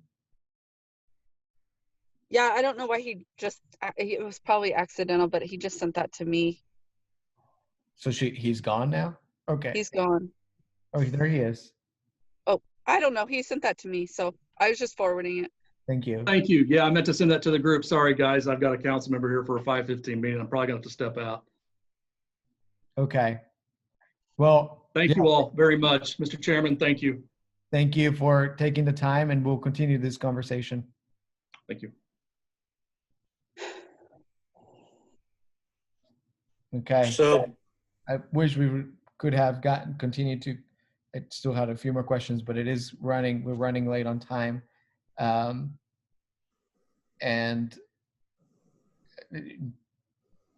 I think we've all expressed our comments. I guess the next thing for us, and the next steps are related to the city manager of the next steps, because then we can have a discussion of what really those next steps are, as far as the position goes, what the process is for all of, if there's a discrimination, if somebody has a complaint, what's being done at this point with all of those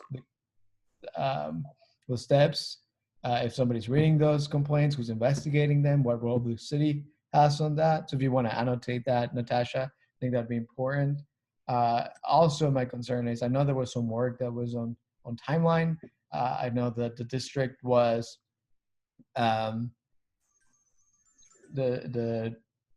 USD3OA was working with Natasha and myself on implementing either curriculum or policy on equity and inclusion.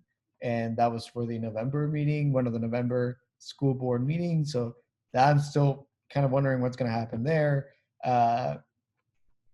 He did mention on an email yesterday that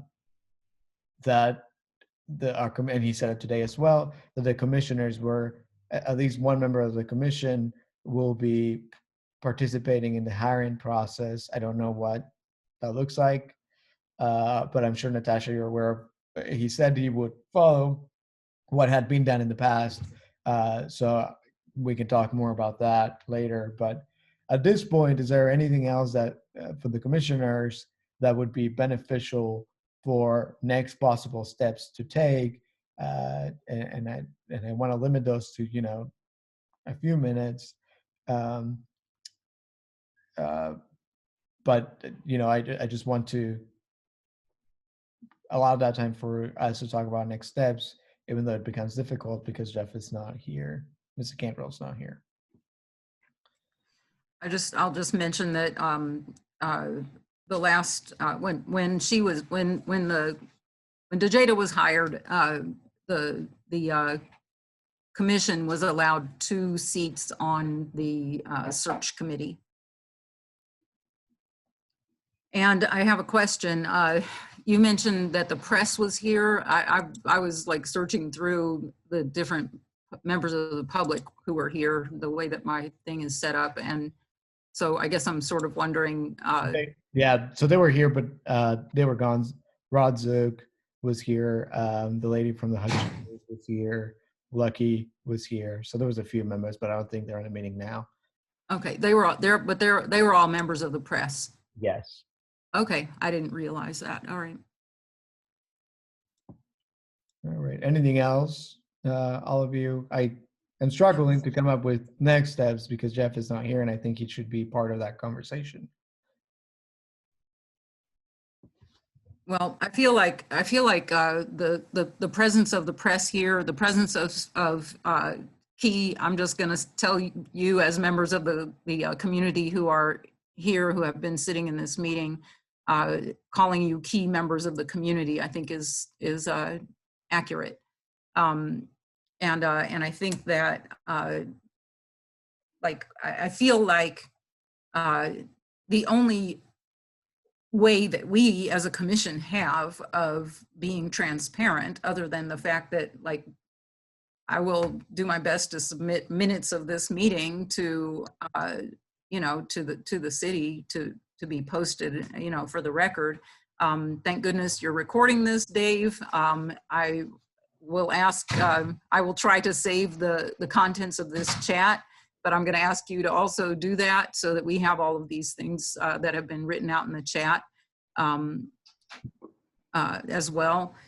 And but I feel like this situation is going to the public, and we just need to be willing to embrace that and do whatever we can to answer questions and so forth. I'm sure that we will be in a position to speak with DeJada. He did answer, the city manager did answer the question of, her ability to speak to us or whatever. So, so I'm just going forward with that and not worrying anymore about feeling like, we have these constraints about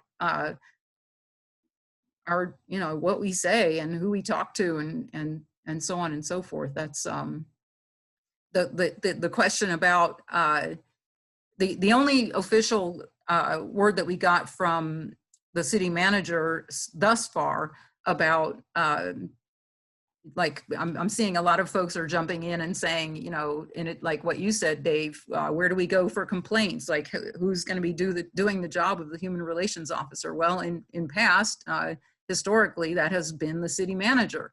And he has already told us in writing that he would not be, basically that he would not be doing that. So, here we are again with, I don't know.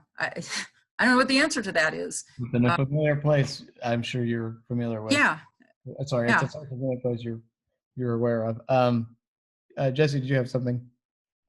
Just, I don't know if this is a Dave for you, or maybe Rebecca, if you can speak. How do people, if this is recorded, how can somebody go back and watch this later? Because I've had people ask me, they weren't able to attend the meeting, and if they could come back and watch this, how does the public have access to this recording?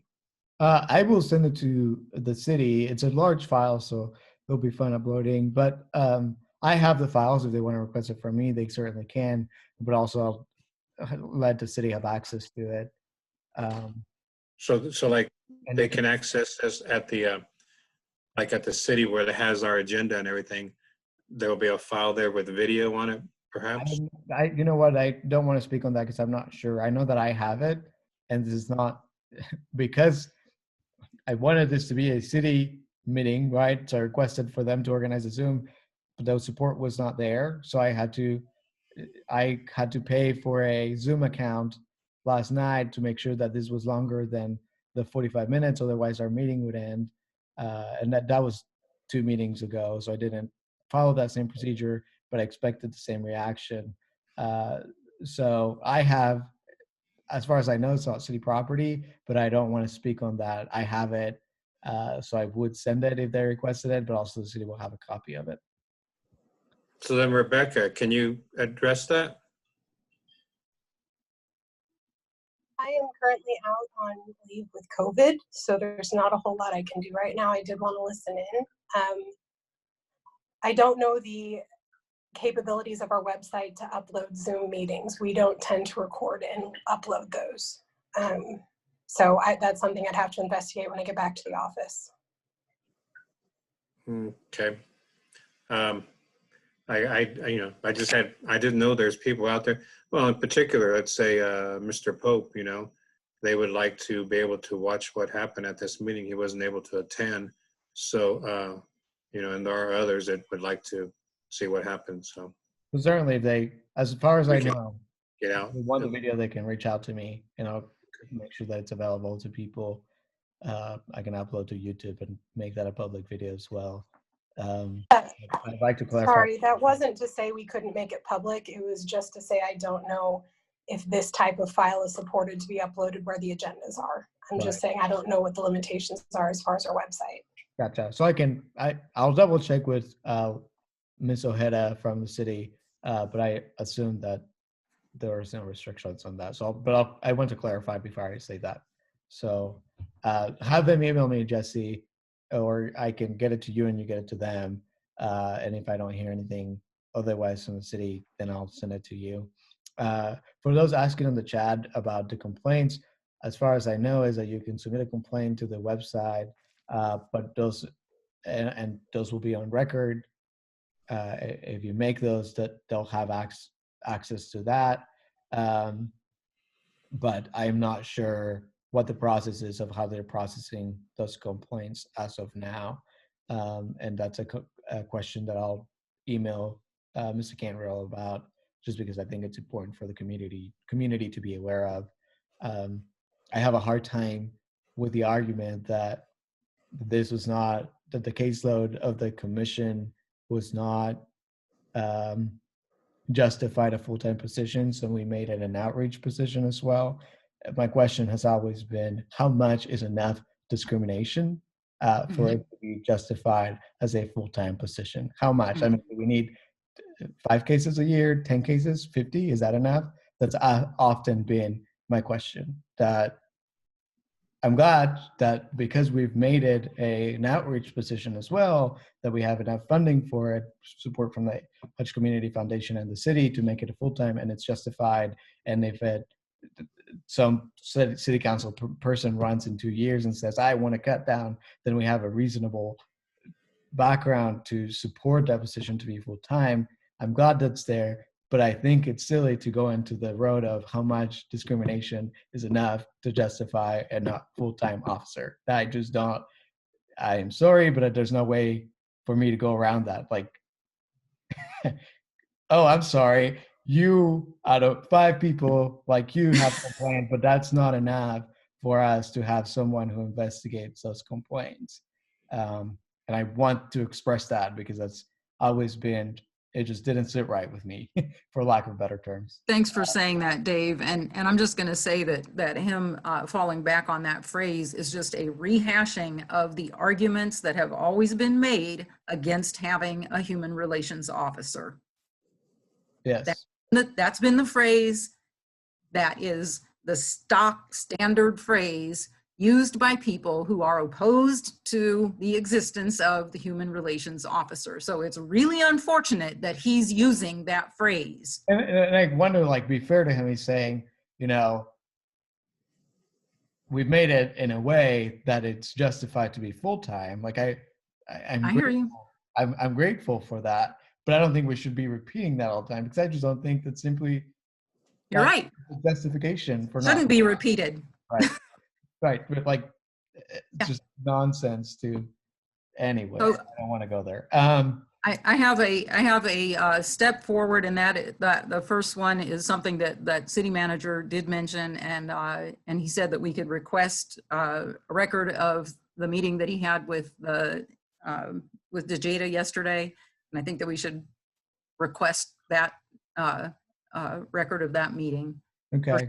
And I think what he would do, from my understanding, is allow one of us, I'm not sure what the process would be, but I think it would be important for us to, if that is going to help us move forward and understand, because you can't move forward without the healing. I think it's important, right? And a lot of us are hurting, not just personally, but if we think of a community as a body, I think the community has a spiritual and a psychological part, and this is a painful thing. So if that's it's going to help. And again, if having DeJada talk to us, it's also going to help with the psychological and spiritual side of the healing process.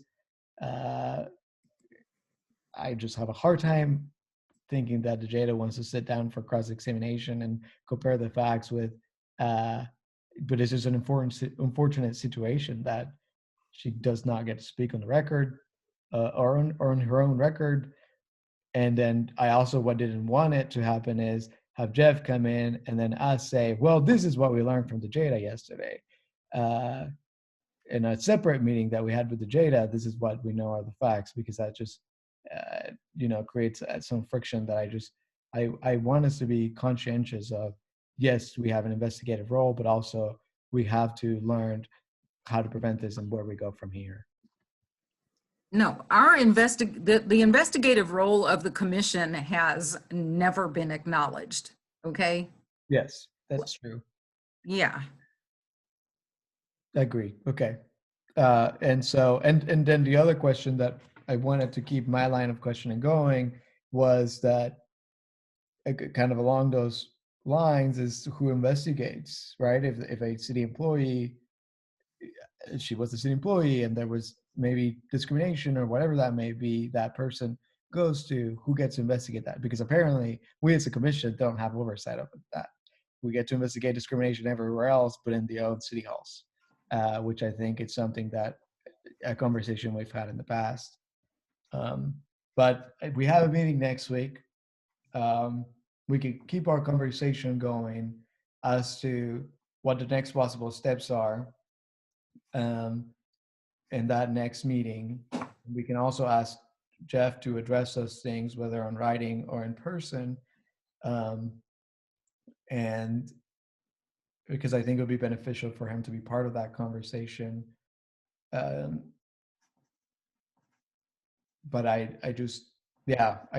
what do you all think? Is this enough for us to adjourn the meeting today and continue that conversation next week? Do we still have a quorum?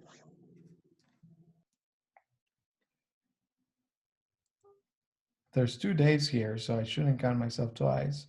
I don't think we do, actually. 1, 2, 3, 4, 5. We do. Yeah, we do. Okay, thank you. Just checking. Yeah, thank you for pointing that out. So don't leave, anyone. I was about to. So anyways. All right. Our action is that we are going to request the record that he mentioned, that the city manager mentioned of the meeting yesterday that he had with DeJada Moore. And that we could also request a response from him after our meeting next week, once we've had a chance to all see it, hear it. I mean, is that what you were just saying? Yeah, yes. And I think he didn't want all of us to have access to it, but because I don't know what, I don't think, he was kind of afraid of making it public, but we can talk about that and request that we have, at least you and someone else has access, or someone has access to that. And all right, well, how I about, think we need to do that quickly, by the way. yeah, Quickly. I would just say, you know, Dave, because he sent that short email and like telling us, meaning the chair and the vice chair, that she had resigned, then it seems appropriate to me to for you as the chair to respond to that email with a request from him for the item that he mentioned in this meeting, which is the record of the meeting that he had with her yesterday. Yeah. And okay. we can move forward with that into going into next week to our regularly scheduled meeting. And in the meantime, we can deal as best we can with what is sure to come as the kind of public outcry that I know that we'll be dealing with from the community in terms of social media and also the news. Yeah.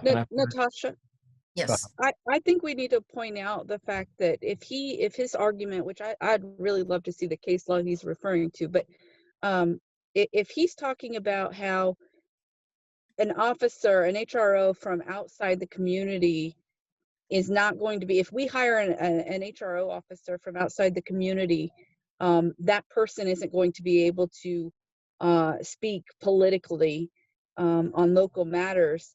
I think that closes the pool and almost seems discriminatory against any applicants. And I think that ought to be flushed out. And I don't know if this body has the power to ask the city attorney for that research, but boy, I'd sure love to dig into that. and when you say research, you're talking about the case law. Yeah, because it just seems to me that you're discriminating against outside applicants if you are have to choose somebody local, otherwise they risk getting themselves in trouble. And what was the reasoning for hiring the outside person before? Right. That was signed on to by the city attorney. Right. I know that sometimes we have there's a requirement for police officers to live within the city or firefighters to live within the city. So I don't know if that applies. I don't know if we have. Well, no, I know that it does not. I was watching the city council meeting and Sarah Bagwell, council member Bagwell had asked that maybe we consider, or maybe the city considers that requirement. And to my knowledge, I mean, they briefly discussed it, but that wasn't an actual requirement. My suspicion is that it probably had something to do with the fact that they were trying to discount DeJada, but I don't see that was a requirement. But I guess going forward, my point is, it seems at least a little discriminatory, and I think that they ought to check with HR on that, to be honest. But if we have the authority as a body to ask the city manager for information and where they're basing that opinion on, I move that we do so. And that's a formal motion. Can you repeat what the motion is? Oh, to request that the city attorney provide the case law showing that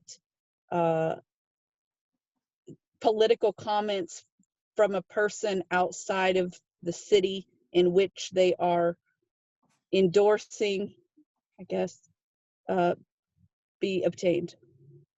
Sorry, I don't know how to word that.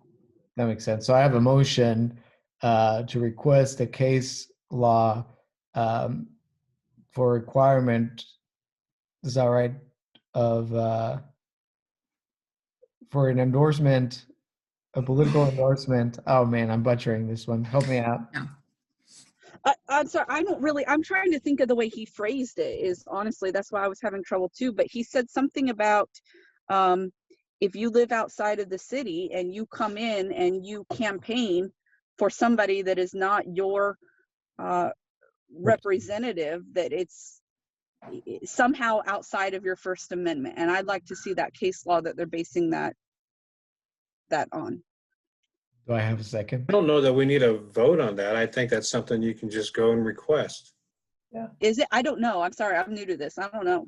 But we could also request it as a commission, right? And I think that's Yeah, I mean, I guess that's what I'd like to do it more as a commission versus me personally. But it's an important capability that the commission has. I mean, that's even like something like the press can go up and request that, you know, so anybody can go up and request that if they needed that information. Do I have a second? I will second that. Yeah, I'll second it since she made it a motion. Jesse, I think I'm going to clarify why I think it needs to be a motion is that they might argue attorney-client privilege, and so if we're requesting this as a body, they may be more inclined to provide it. I have it written as to request the city attorney provide case law regarding non-resident limitation of free speech, limitation on free speech. You're brilliant with words, Natasha. I know. And modest too. All right, we'll go ahead and take a vote on this motion. All in favor say aye. Aye. Aye. All opposed? I'm just abstaining because I don't understand the question. That's fine. Okay, I think the ayes have it. And we'll make that request. Okay. With one abstain from Juma.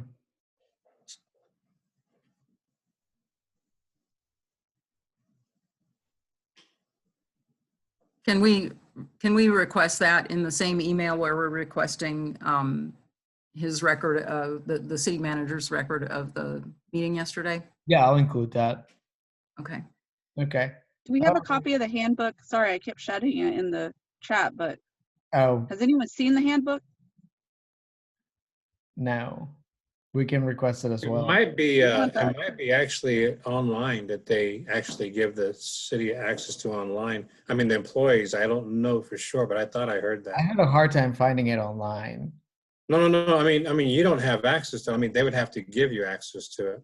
But I think with the employees, they have access to it online. Gotcha.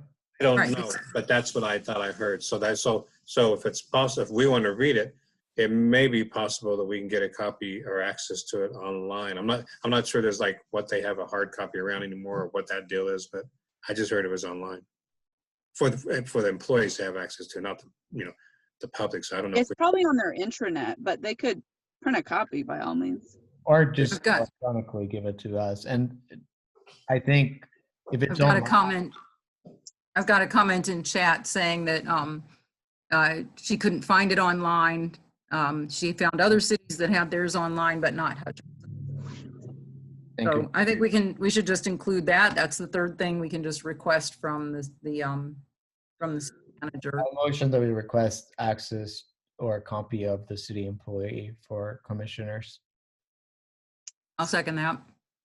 Okay, we've had to go ahead and vote on the motion to request access to the employee handbook for the city of Hutchinson. Aye. Aye. Aye. Aye. Is that an aye, Jesse? Okay, passes unanimously. Okay, and my dog is going nuts over here because he needs to go outside. So, as always, do we have anything else that you'd like to address? Okay. Anything? I want to just say that I appreciate all of us commissioners. I know this is hard, and I find myself, at least throughout this past 2 weeks, like, why the hell am I in charge? And I want to tell you that, yeah, my apologies if at times it seems like this is all confusing and disorganized. I want it to be as organized as possible. I also want to make sure we lack credibility as a commission, and I made that known today that at times it feels like the commission is not taken seriously, even though there's dang city ordinance for it, right? And I want to maintain that credibility, and I think when I was asked to step into this role, I wanted to increase that credibility, and because I'm sure Natasha, that was your goal too, to increase that credibility, because we don't have any. And so following the process of whatever we do is important, and speaking as a commission is important. Making sure that city officials communicate with us is important, as a commission, that they take the commission seriously as a body, and that if we have something to request, a recommendation, that we vote on it. That is important. That is part of our the city ordinance, and Right. it's in our scope of work. And if a city official or the newspaper wants to chat with us, wants to have a conversation with us, Cheyenne called me the other day just to ask on where can a person ask for a complaint, right? I directed her to the website. And I also asked her, if you have any questions or comments or concerns, address them to the commission as a whole rather than in an individual, because I don't speak for the commission, right? And so I just think that that's important, that those communications need to be with all of us, because otherwise it'd be disrespectful to the commissioners individually, and it'll be disrespectful to the commission as an entity of the city of Hutchinson. And so I appreciate and I thank you for all the work to continue that process and to increase the credibility of the commission.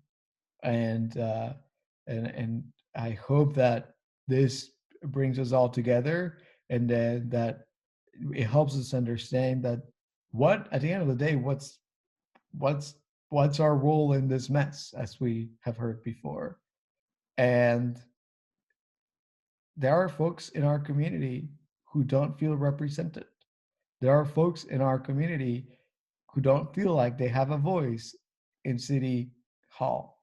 There are folks in our community who may feel like they can't go to the police department with a complaint that they may have.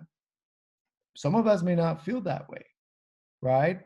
I feel like I have quite a bit of access if I wanted to, but my folks do not. They don't speak English, right? Or lack of, or they're just afraid, even though they're legal residents of our community. And that's who we're here to work for. We have to just remind ourselves, and this is something that because I was kind of getting sloppy about it, I've reminded myself throughout this week that is the work that we have ahead of us, right? It's the work that we do for them, that there are folks in our community that feel underrepresented, that they don't have equal access, and we have to work for them.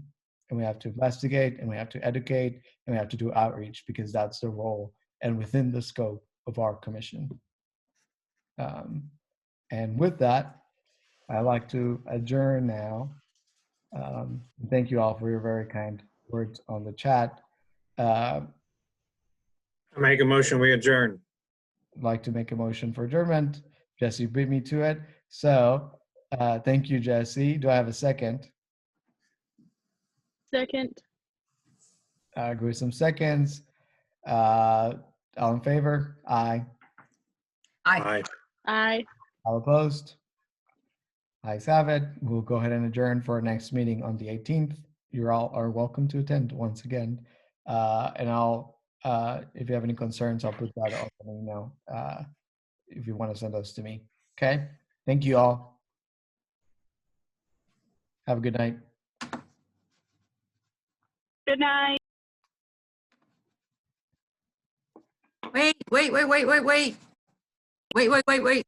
I'm still here. Okay, hold on. I was scared I was gonna lose I don't want to lose this. The chat, I saved it, Natasha. You already saved it. Well, let me save it to mine, even though I'm slower, okay? No, please do save it. I'll let you. Bye, Sarah. I'll just tell Winston to wait a little longer. I'm kidding. He's fine. It's already gone. This is my proxy. I think it's still there. Save chat here. Natasha, you got multiples. Show in folder. What folder? So you'll have to click on the 3 dots rather than the file. Okay, yes, I did that. Meeting save chat. So where is it? Oh, and then you can show it. It'll click on show in folder, and then it'll show you where in your folder is. And I just drag it usually to I drag it to my home screen. Well, that's what I wanted to do, but now I lost it. I'll email it to you. How about that? You want it? I'll let you save it. Go ahead and figure it out. I'm sorry. Oh, there it is. Okay, let me make this littler. Thank you, Nay, Teresa, Rebecca, Esmeralda, Miriam, for being here and for your very passionate words at the beginning. You have more freedom than I think. Not that you have more freedom, is that we play different roles, and I appreciate your passion that you bring. Thanks, Dave. I don't know if we can talk, so I'm over here like. Also, I've taken notice of your chili recipes that you've put on my wall. Did you like them? I want you to try them and tell me which one. I did. So then I'm like, okay, now I have a whole green chili cookbook on my Facebook that now I have a little project once a week. I'm going to have to try one of those recipes. That's awesome. Oh my gosh, can I jump into that? Yeah. I am not kidding, a laundry basket full of green tomatoes and a 5-gallon bucket full of green tomatoes. And all those recipes used tomatillos. Can I substitute for green tomatoes? Do you have any green tomato recipes, Esmer? Because I need this. I'm drowning in green I will make it happen for you. Okay, I will get it done. Bonus points if it can be canned, because apparently I do that now. I'm a person that cans. You're becoming Mennonite. You've been hanging out with Rebecca a little too long. Yeah. She's turning us a little Mennonite over here. Oh my gosh, I just spent like days making canned tomato sauce. It was intense, but now I have tomato sauce. It's great. It's addictive. I have to roll. Thank you all so much for what you're doing in the community. It means so much to Touch in Harmony to be able to work with you. When we started, we kind of felt like we were out here trying to do it all by ourselves, and knowing that we can work in tandem with such a powerhouse functional commission is just a whole different feeling. So thank you all so much. Thank you. We could say the same things about you. Absolutely. Yeah. Did you get your chat, Natasha? I did. Yay. All righty. Take care, everyone. All right. Bye. Thanks.